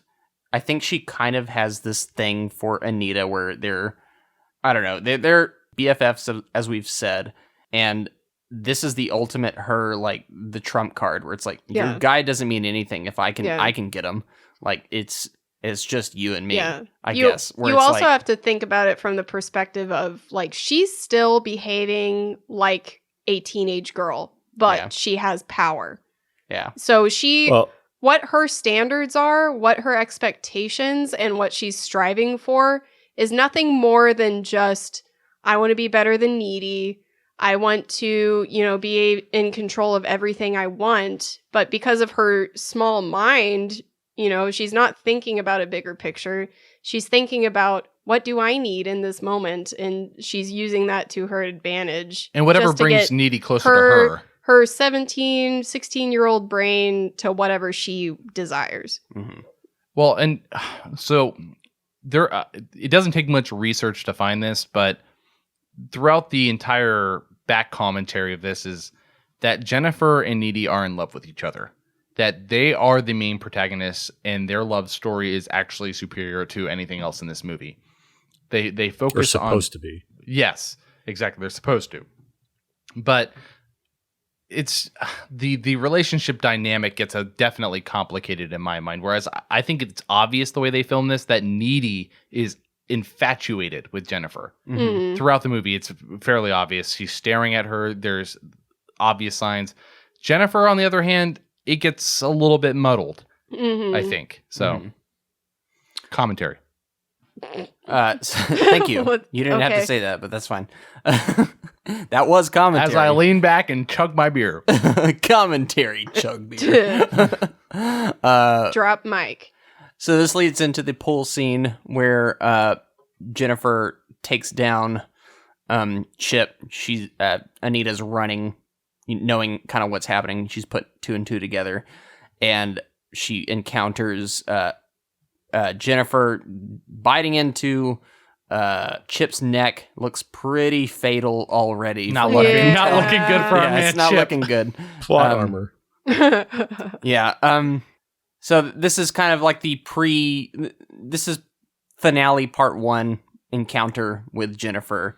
What did y'all think about this scene, I guess? I actually love this setting. I think having a scene within this abandoned pool where things have grown over, I just love being put into a new set that I haven't really seen in anything else before. The only other thing I can equate it to is It Follows, which is something that came after, where there was like Another good pool scene. a really big pool scene, like a empty pool scene at night. So I do enjoy that part of it. David, AJ, any thoughts? I don't want to steal away, but I agree completely that the aesthetic of this final confrontation is super cool. I really like the way they did this set. I think the only problem I have is that I thought this was getting to a point where this would be the battle, the final showdown. But it is, but then there's like an additional here's the there's like the an final addendum showdown or for somebody. something.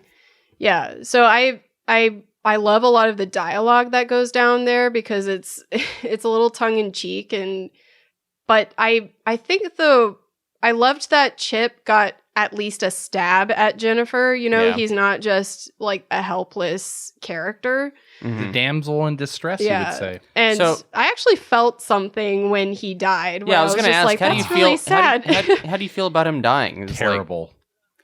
do you think he should have lived, or do you think the right choice was to kill him off? I think it was the right choice. It was.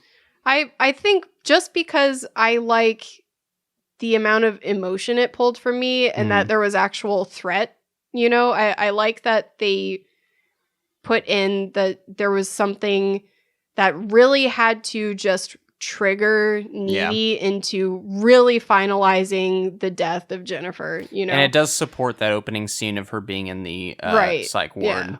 This would do it. This would do it. Yeah. I don't know what it says about my expectations from movies before this.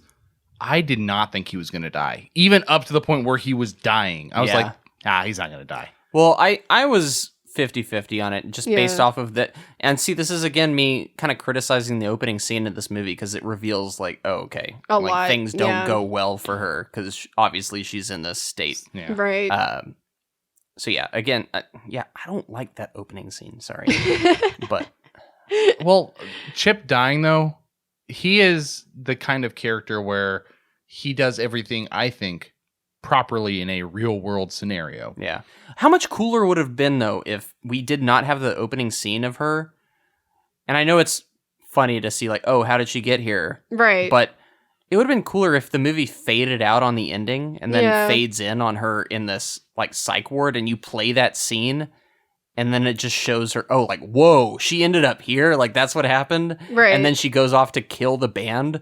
I'm like, that'd be I just think it mutes just having that opening scene mutes how cool that ending would be. Right. Yeah. But whatever.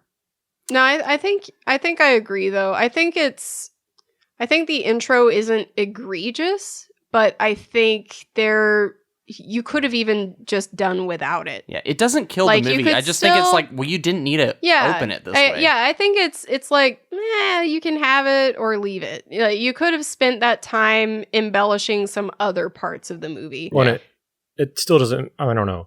Like, yes, she can be, fierce in her revenge and retribution, but why does that make her, just an ass who kicks the orderlies and stuff? Like, right. Yeah, like that whole eating her Wheaties and then she kicks that poor lady in the face. I think she's slightly demonically possessed too. That's what I got. Well, yeah, she is partially. Yeah. It didn't make me sympathize for her though, which you kind of want to be in a position to sympathize with her.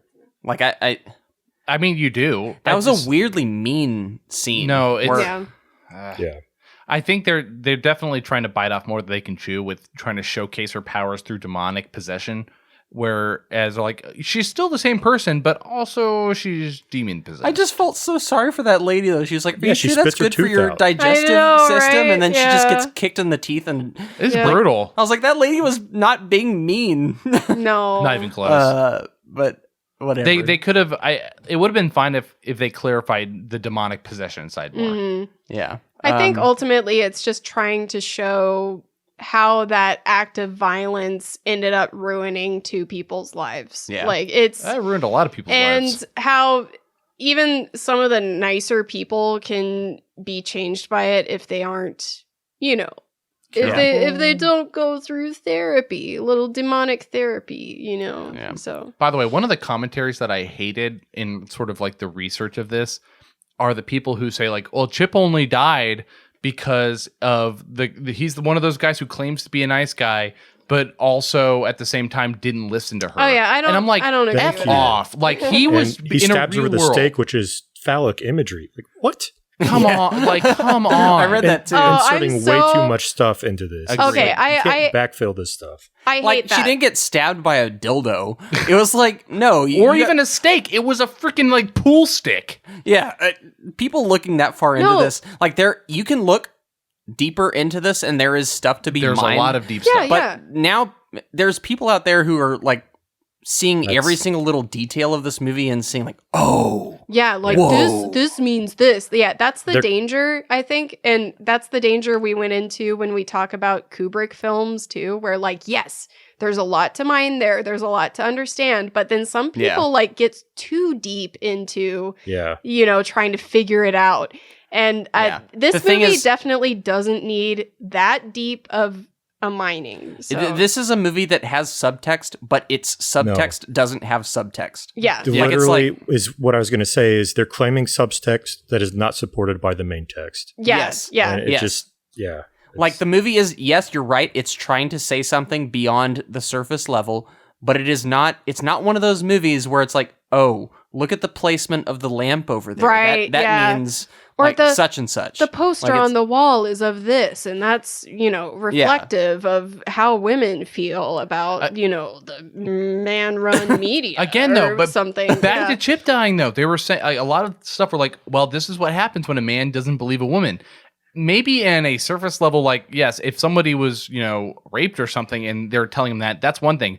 If you're telling them in a movie like this that there's a girl who was bitten or killed in a sacrifice for Satan and then turned into a succubus, it's a little bit harder to swallow. Well, it's it would have been, exactly. If you reverse the roles and it was Chip trying to tell Anita, oh, hey, Jennifer's a succubus, Anita would be doing the same thing where she's I don't really believe that story, but it's not that I don't believe you, it's just, that's a bit far-fetched.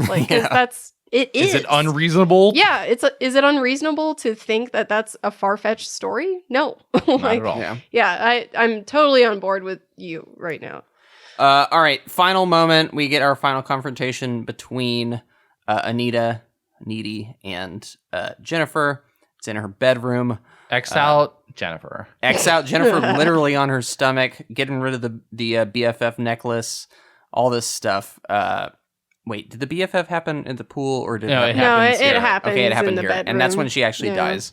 Yeah, you're right. I saw the necklace. But what do y'all think about the final confrontation here? Do you like that it happened here, or do you wish it happened back earlier at the pool? I like I'm fine with the location because of certain other elements, like the fact that the mom finds her, and that's supposed to give you this Mhm. almost moment where you're like, oh yeah, she was a person, kind of a thing. Like she had a mom, but I kind of wish the battle was. This is unusual for me. Mhm. I wish the interaction was a little more drawn out and wasn't just kind of like floating in the air, tumbling, and Yeah. then there's just. Although I a think it's so stab. satisfying how the BFF necklace hits the floor and Yeah, like, I does this do little too. spiral in slow motion. I was like, oh, they must have done that 50 million Yeah. times to get it right. I did like the significance of she took away her friendship basically, and that's what did it. Like she's Yeah. like, okay, I have no reason to live anymore, basically. And I do like it could still end like that, but I would have liked a bit more of a scrappier fight, I guess. I don't know. That's just me though. Well, then we get the iconic line when she stabs her through the chest and she goes, "My tit." No, Jennifer, your heart. I actually love that line. It's A lot of people do. They quote it a lot. I really like it because it's just like that's what the movie is. Yeah, you know, it's yeah, like yeah. there's the superficial, I don't know, side, and then no, it's not. But yeah. it's just I don't know. So No, it's great. Irina tit. put on a video with Diablo Cody explaining that scene. Maybe you could explain it better, Irina. But I think some of you have seen it already too. But Diablo Cody was asked like what her favorite line that she wrote was, and she didn't really have a favorite line, but she used this as sort of a reference to kind of one of her favorite parts was that line, "Oh, my tit, no, your heart," kind of a thing. Where it was sort of, that was what she was trying to convey to the viewer, was that while the viewer is sort of sexualizing Megan Fox or thinking about the fact that, oh, that's her chest, what she's trying to do is like, no, like you have to look past that. That's where her heart it's is. a very You know, direct she's- commentary to the viewer. Yeah, she's my she's tit. a No, it's person. not her tits. It's her heart. You idiot. And the fact that even the character of Jennifer, she's been told throughout her life, not so much in words, but in actions too, that the only thing that matters about her is her physical appearance. Like that nobody cares about anything else. And you'll see that time and time again throughout the movie where anytime she interacts with a guy, it feels like she's intentionally being as stupid as possible. And even that doesn't dissuade them. They're still okay with wanting to hang out with her. For example, Colin going to that Yeah. abandoned house in the middle of nowhere. So she, Red flags. It's like she doesn't even have to try, and they really don't care. So she got to a point by the end of the film that she didn't even see herself as a person anymore. Even when she's talking to Chip, she has like a very one real moment where she says, "I feel so empty." And it's because she feels like there is nothing there. Like nobody cares about anything. She views herself as empty. All she is a physical appearance. So that's kind of like she's fully embodied that idea that all that matters is her body. So I think Jennifer's body. this is why I've kind of fallen in love with this movie. Is I love a lot of the dialogue in it. No, and I was not expecting much from this movie. And I know, here's the thing. This is one of those movies where I really like it, but I will not be offended if someone says they don't like it. Yeah, exactly. Like, it's like yeah, Irina I'm fine said with those that. exact words. Yeah, it's one of those things where it's like you're in it or you're not, and no opinion about it is really invalid unless you just hate it for reasons that don't make sense. Right.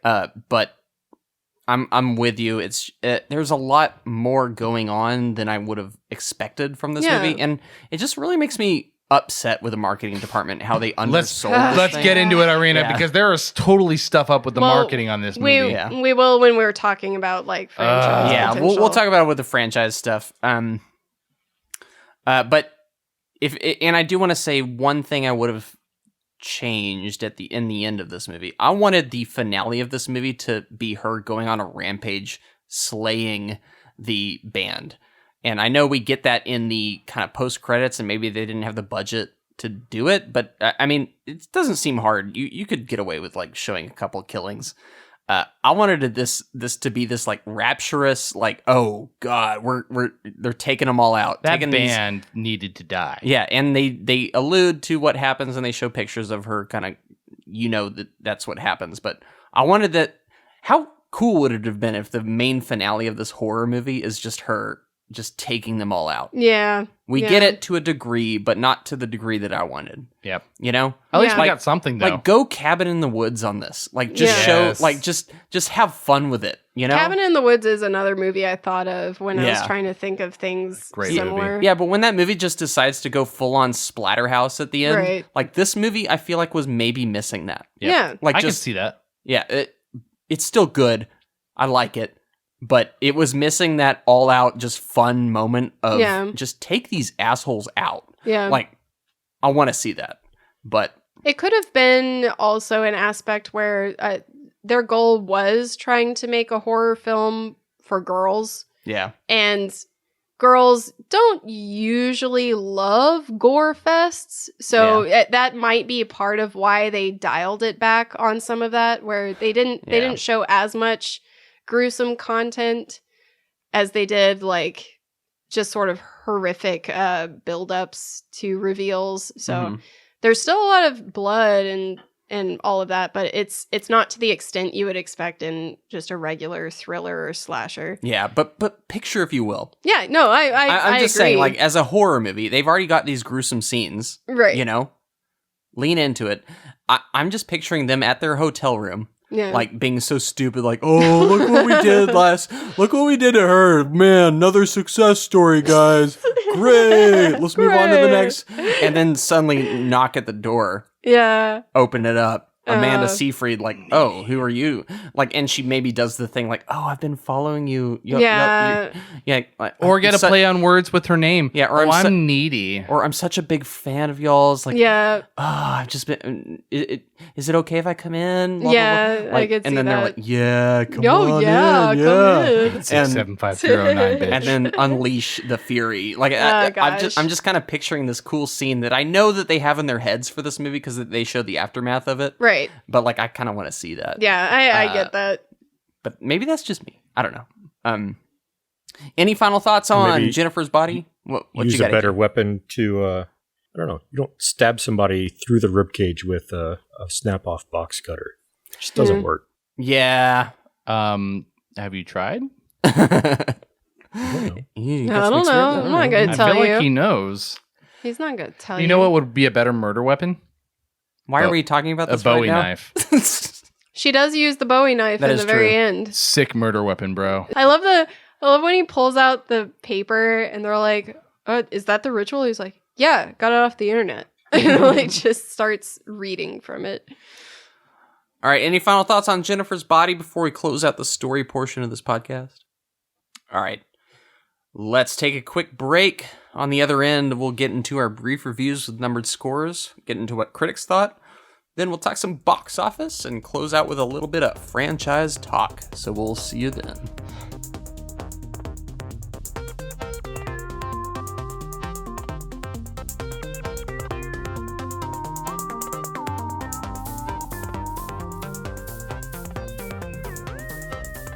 Welcome back.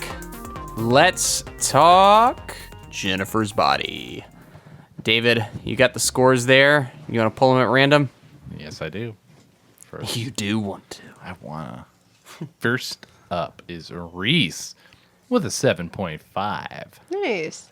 Yeah, as I said, I was fluid on the score. I could have been convinced one way or the other. I kind of just, I'm going to buckle down though. I think 7.5 is appropriate. I think there's just enough wrong with this movie that I just think it could have been better. But I also think it is unfairly judged. I'm not saying, and this is not to invalidate negative opinions of the film, but I found a lot to enjoy with this movie. And my goal going in was like, I'm going to enjoy this as a movie, and then I'll kind of dissect what everything means. And I just enjoyed the experience of watching this movie. It's just a fun little horror comedy movie. Yeah. It's not bigger than its britches. It does have more going on, but it's not like pushing its nose up in a way where it's like, oh, we're better than other horror Right, movies. Like yeah. that's kind of what I like about it. It's unpretentious while also having something to say. My only thing is like I think it could have pushed harder with like either the horror elements or the comedic elements, because it does try to pull off this juggling act of doing both. And while it is successful at both, it's not like amazing in either category. It's like I wanted there to be like this all-out bloodbath in the end as like a fan of horror movies. I just wanted to see this band get slaughtered because I hated them. They're the worst people ever. And yes, it does kind of give you a little bit there, but I just wanted to see her just go to town on these guys, that being Anita. But yeah, I was very surprised by this movie, and it's one of those movies that I've kind of kicked myself for not seeing for so long based off the original trailers and all that, and just kind of how they sold this movie. So yeah, it's kind of a pleasant surprise. I understand why it has a cult following, and I consider myself a fan now, even though I'm not like I don't think it's the best movie ever. Right. You're gonna buy that bargain You're not bin? gonna join like a big like Jennifer's body watch party, whatever. Yeah. But I could see this in circulation during the month of October as one of like the early, like whenever October rolls around, it's like, okay, I gotta watch a horror movie every night. I could see this being one of the early like, oh, put on Jennifer's Body like October. Yeah. So first week when or you so, see it in the like- bargain bin at Best Buy, you're going to be like, oh. Yeah. No, I'll buy it. Yeah. I will buy if it is the reasonable price. Here's my review. This is a $7.99 buy. Yeah. For me. All right. Like it's $79. We should add that as Yeah. a like, how much would you pay for this movie? Yeah. Because it has more going on under the surface, and I enjoy it as just a comedic horror flick. Right. So yeah, 7.5. I stick by it. I could have been convinced one way or the other, but I'm kind of. I think always hard. 7.5 feels right. It's always hard when you're the first person, too. Yeah. All right. Go ahead. Next up is David, myself. As I always say. Yep. With an 8. Wow. And I'm going to stick with it. Look, I know I'm going to be on the high end. This is a movie that I think I was surprised by the first time, and I caught a lot the second time watching it around, too. It's one that I think is always going to give you a little something, and the more you're open to it, the more you're going to be in tune with its comedy. The writing, I think, is superb. I think Diablo Cody does a great job with this. There's things that could be better, 100% better. You know, clarification on Needy with Jennifer, their relationship, how they're mentally connected. There are things that could be fleshed out. But overall, the understanding of how it works, and I don't know, just the horror aspect of it, which I'm not normally a fan of, worked for me. The horror aspect. Yeah. So like the kills, I think Oh. you You didn't appreciate enunciate the last syllable there. the Yeah. horror aspect. Yeah. horror. Horror. Yeah. But it's fun. The marketing totally missed out. Just looking at the cover now, I'm just like, that's not what this movie is. Yeah. At all. So I don't know. I could revisit this. I've watched this 3 times now, and Dang. I'm not tired of it. Like I think that it is weirdly rewatchable. I can see it movie, being and rewatchable. that's kind of where my points are kind of thrown into. I could see this being a 7 or 7.5, but I throw a little bit extra weight Rewatchable compared to everybody 7? else. Oh no, yeah, 7. Rings a Yeah, bell. instead of Yetis playing football, we got Succubi playing football. Which Yeah. is funny because I gave Would that have pushed it up to like a 9 if Megan Fox and Anita played football at some point in this? Actually, I would kind of be into that. We're of course alluding to the episode where David gave Though Might Be Tomb of the Dragon Emperor a 7 out of 10. Go ahead, David. That's a rewatchable movie, as many times as I've rewatched it. Yeah, All right, all those times. but moving on is AJ with a 6. So, I guess a point of clarification, or I don't know, this kind of stands out in my head. I think from the top of the episode, all of you guys said you watched kind of some commentary and reviews beforehand, before you saw the movie. So maybe it informed your opinion, maybe not. Mm-hmm. I didn't. I saw the movie straight with the only knowledge of this movie was mismarketed.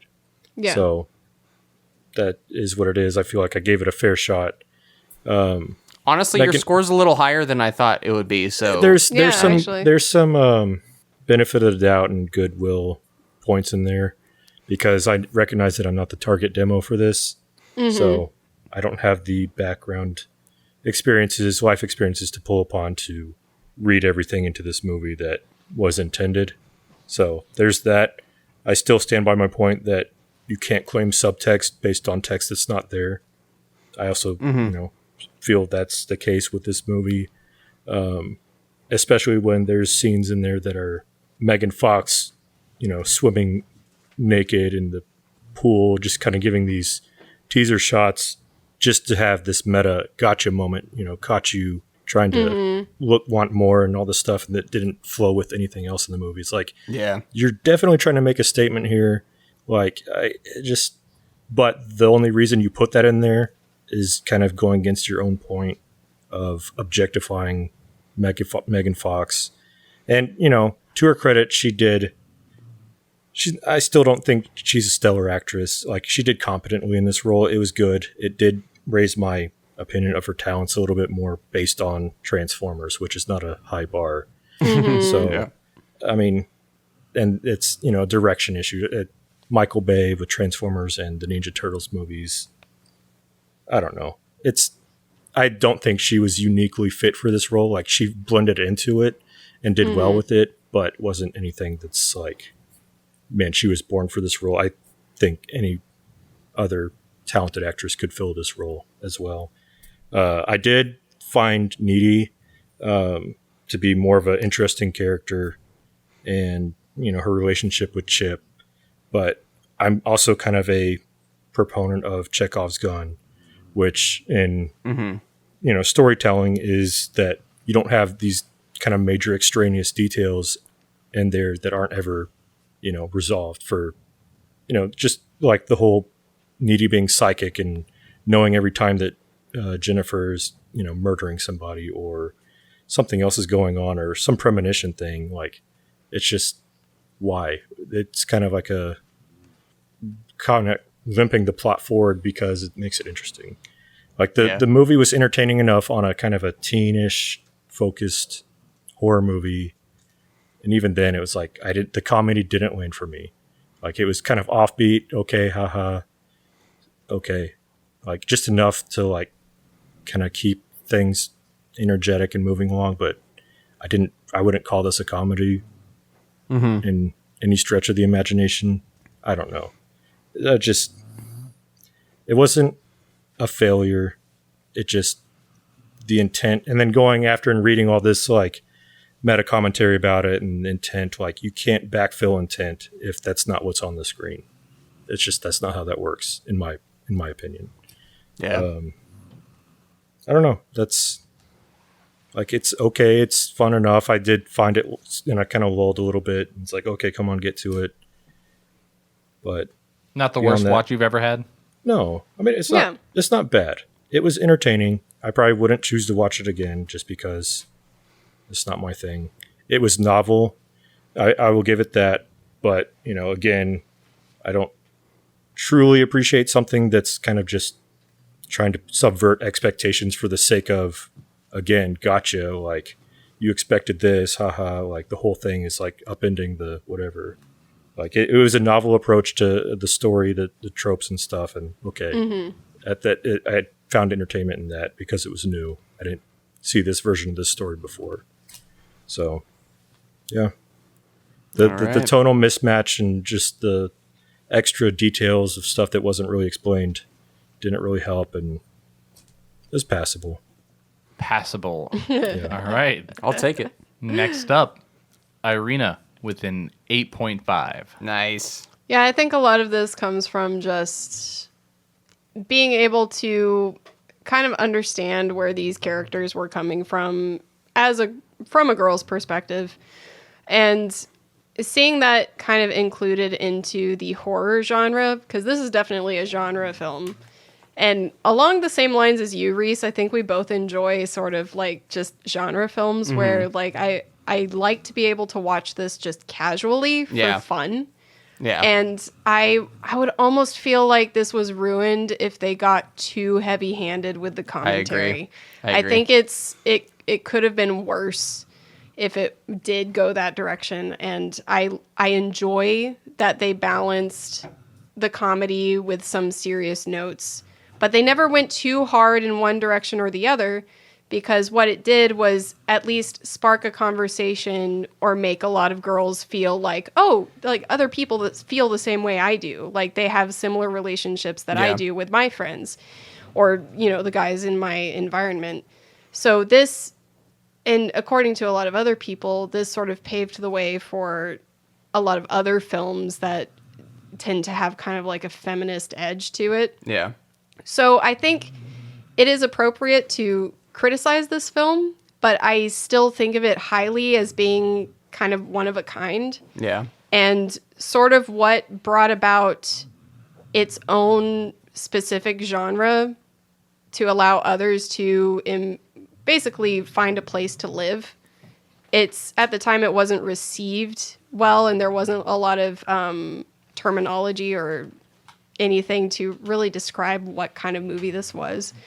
So I think for the most part, like I didn't give this a perfect score or higher than 8.5, because I think a lot of that I actually really did fall in love with Jennifer's character. Yeah. And I think the reason that is I, when I was younger, did misunderstand what I'm going to call the plight of the pretty girl. Yeah.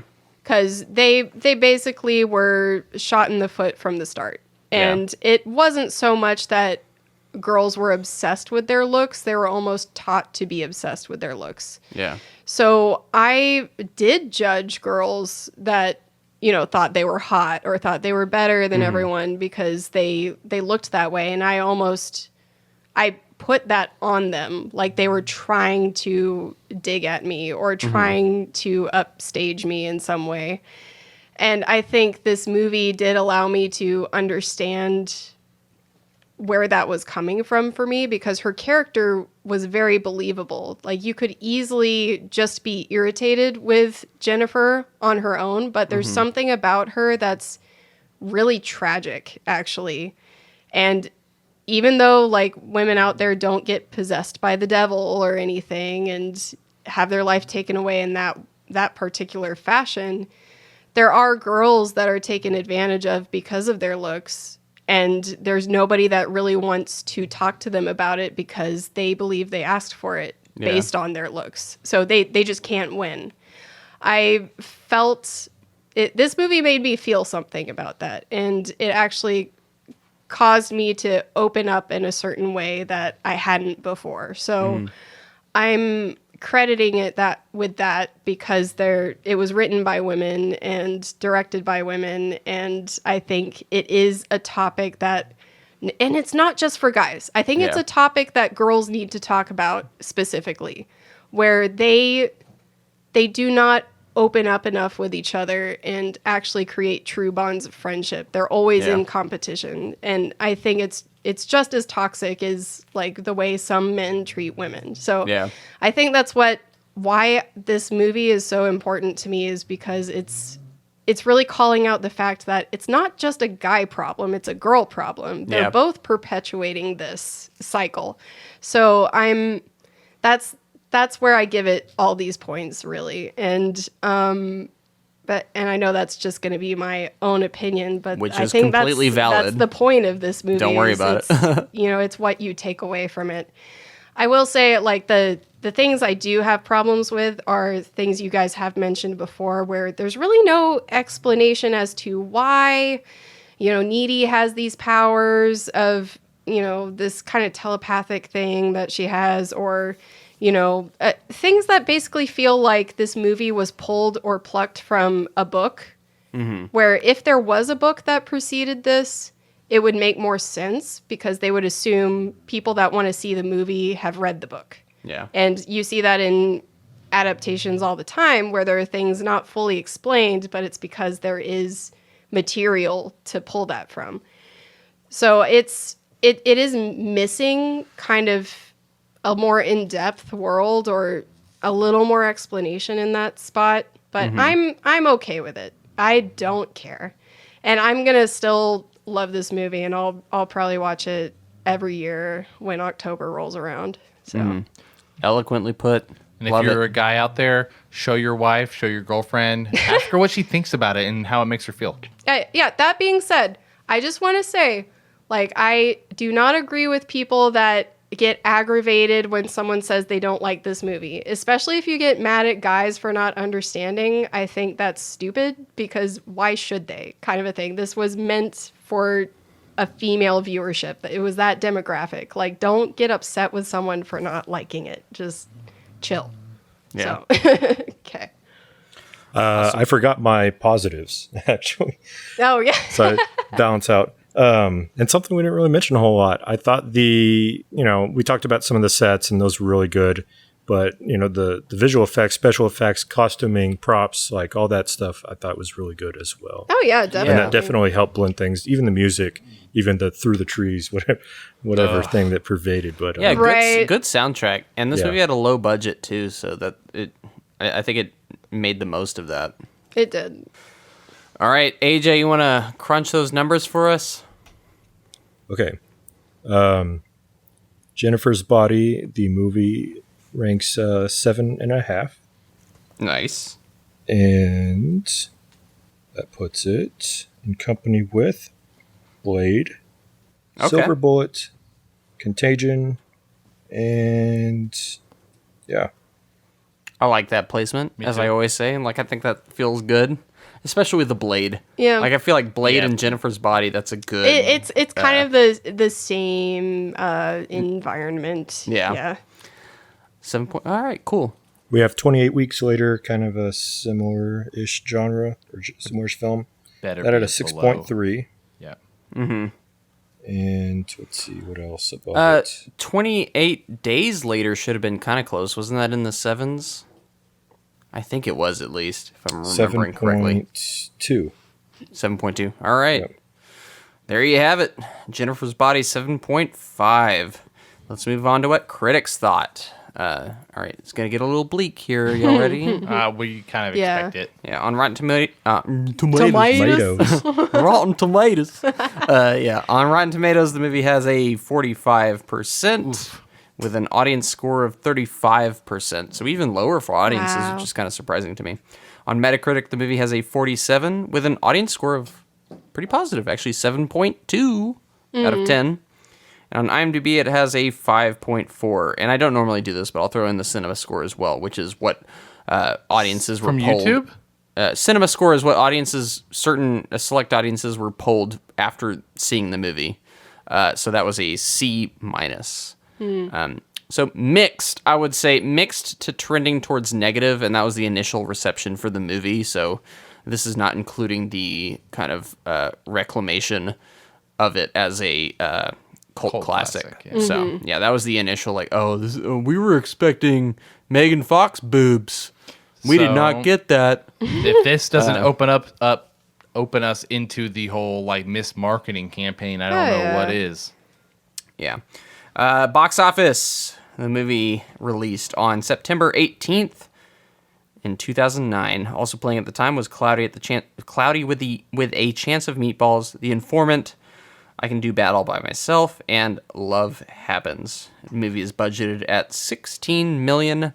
What do y'all think this movie did worldwide? Let's start with AJ. Budget was 16. Yep. And what was the month of release again? It was September 18th. Can you use it in a sentence? Ooh, gosh. 120. 120. David, Wait, you said 16, 16 million budget. and you went 120, AJ? Yeah, I think, well, I'm sorry, I just had to clarify real quick. no. Yeah, 120. All right, David. Okay. It's just making me really rethink my answer here. No, I mean he I'm doesn't probably know way anything. off. That's right. I doesn't- don't know anything. Yeah, go with your gut. 20 million. Okay, Irina.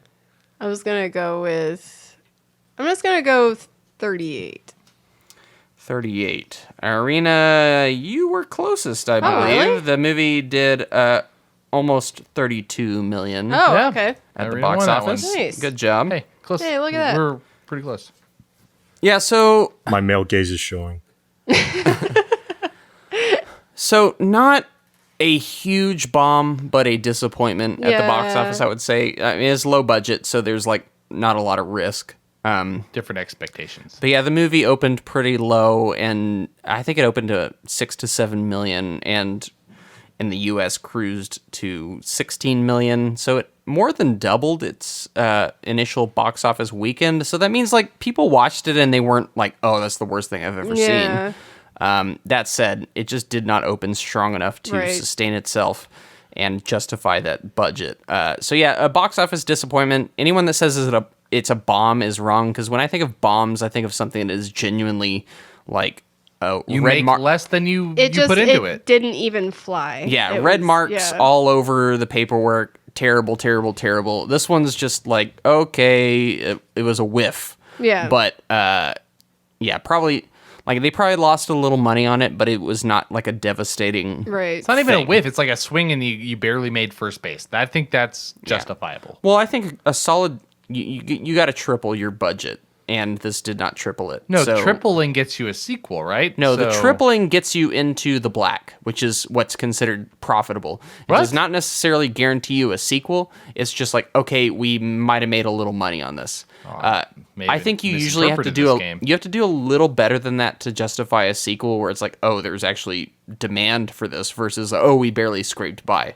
Like I think this movie didn't even scrape by. It was just like, okay, They made more than twice the budget. no. This is no. You don't understand. I don't. How I any of feel this like works. I don't. Like there's marketing costs that's not factored into the budget at all. Usually marketing costs is, at least in the case of a lower budget movie, could be as much as the budget, if not more. And then when people go to the theater, the movie, the money from the theater is, it's not just like, oh, you get all of that money. No, It it's isn't? split with the theater, and then some goes to the studio. Man, I really feel like this is why I'm never going to win at box office head to head with you. By the way, everybody who listens to this, Reese doesn't play this game because he would win every single week. Not and it's just necessarily. not fair. You've impressed me a couple times, David. Just saying. Yeah, movie was not a success. I've said it 5 times already. Cult classic. That's why it's in this miniseries, because it did not make the studio money. That said, very good DVD/Blu-ray sales. This movie has developed a good cult following as we move into our franchise talk about this film. It's one of those movies that has been given a new lease on life, and it has really become one of those movies that is still relevant today and is still talked about. I listened to a podcast called Screen Drafts, and Jennifer's Body gets brought up a lot as like just a movie that, you know, maybe deserves a second look, and it's talked about. It's weird how this movie is still a conversation piece. Yeah, it finds its way into all sorts of conversations. Yeah. Yeah, and there wasn't any direct talk about a sequel at the time of this movie's release. I don't think it was ever intended to be a franchise, but there was talk recently. In 2021, Megan Fox actually expressed interest in a sequel to this. It's actually, she regards it as her favorite movie that she's been a part of. Yeah. Like the best Wow. one in her filmography. Diablo Cody, the writer of this, has also been, I think it was like 7 years ago or so, Yeah. tried to pitch a TV series based off of this movie. I don't know if it was a sequel or a remake, but she wanted to continue this franchise in some sort of way, and they just weren't having it. I think she was trying to... She used Buffy the Vampire Slayer as a example of like, hey, it worked with this, because there was a Buffy the Vampire Slayer movie that came out in 1992, and then that spawned the huge hit TV series, and Buffy the Vampire Slayer, the movie, was not a success at all. So she tried to pitch them on that idea. It didn't work out. But I mean, who knows? I personally think that this property is completely dead unless someone comes around much later on and this movie's cult following has grown even more. Like I think the most optimistic outlook on this is an Evil Dead situation where the first Evil Dead, second Evil Dead, third Evil Dead, none of them were like massive hits, but based off of cult following alone, they just kept willing themselves into existence. So if they have that same like gumption to get this thing going, then maybe you could see some sort of follow up to this. I don't know in what form. Yeah. But yeah, they've attempted a couple of times to kind of rejuvenate this franchise. It has not, and it's not a franchise technically, but a wannabe franchise. Yeah. But yeah, to no avail. It's hard to say. I'm more pessimistic on this ever getting some sort of follow up. But what do y'all think? Yeah, I am too. Just because it would be so difficult to really land that, Like, I think if there were a follow-up at this moment, it just wouldn't be the same because of the cult following that's built. It's such a unique film in its own way that it's going to be difficult to replicate at this point. Yeah. I think people would just be kind of disappointed.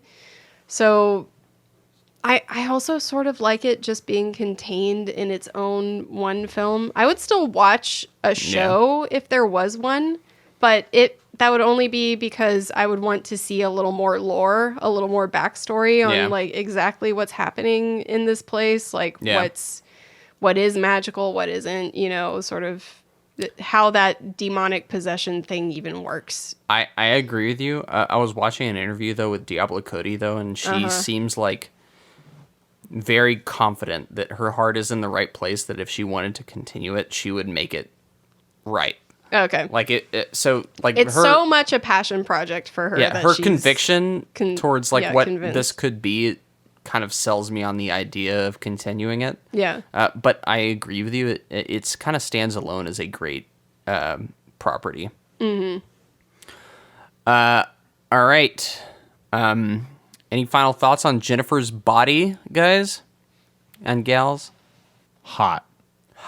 That's so hot. Oh yeah, that does bring to mind like the whole marketing thing, which we didn't talk about. Yeah, so do you think that kind of kneecapped this potential franchise as well? Oh yeah, like imagine the world or basically the career of Diablo Cody and Megan Fox if this movie were marketed correctly. So how would you market it? I'm just curious. So if they showed less of the whole like girl on girl kissing stuff and this whole basically cover or poster where she's sitting on a school desk in front of a chalkboard and like skimpy like a girl's skirt or whatever. Like that to me calls to mind like, oh yeah, she's like a student and that's sexy, but she's also like evil and she'll beat I don't you even up. think that poster is the most egregious of them. No, it's not, but I think it still that poster gives you kind of sells it okay, but there's other ones that are just like... It gives you an impression, though. Yeah. Well, and they say that like a lot of the marketing was towards the younger man. It was targeted towards high school guys. So, I remember watching that interview with Diablo Cody, and she was talking about how Karen Kusama. Yeah. She was talking about how they had been trying to pull together trailers for this, and they were completely like disagreeing with the way they were wanting their trailers to go. And so Diablo Cody had asked like, so what are you trying to say out of this trailer? Like, what are you trying to get out of it? And she said, literally, the email response to her was, Megan Fox hot. That was all of it. That was it. That's what the marketing campaign that was what said. the marketing campaign wanted. And so it's so frustrating, and you can feel the frustration on Diablo Cody's side where she's like, there was just, it felt like an uphill battle kind of a thing where it's like, this is out of my hands. And well, no wonder they didn't like it, because guess who went to go see the movie? Yeah. Younger guys in high school. Yeah. And guess what? And- It didn't make sense to. Younger guys in high school. Yep. I've talked to other girls before too, and how like I didn't see this movie for the same reason they didn't, because they thought it was for boys, and that it was just Megan Fox going to be parading herself as like this sex idol, and she'll probably like, I don't know, show her boobs or something, which she doesn't.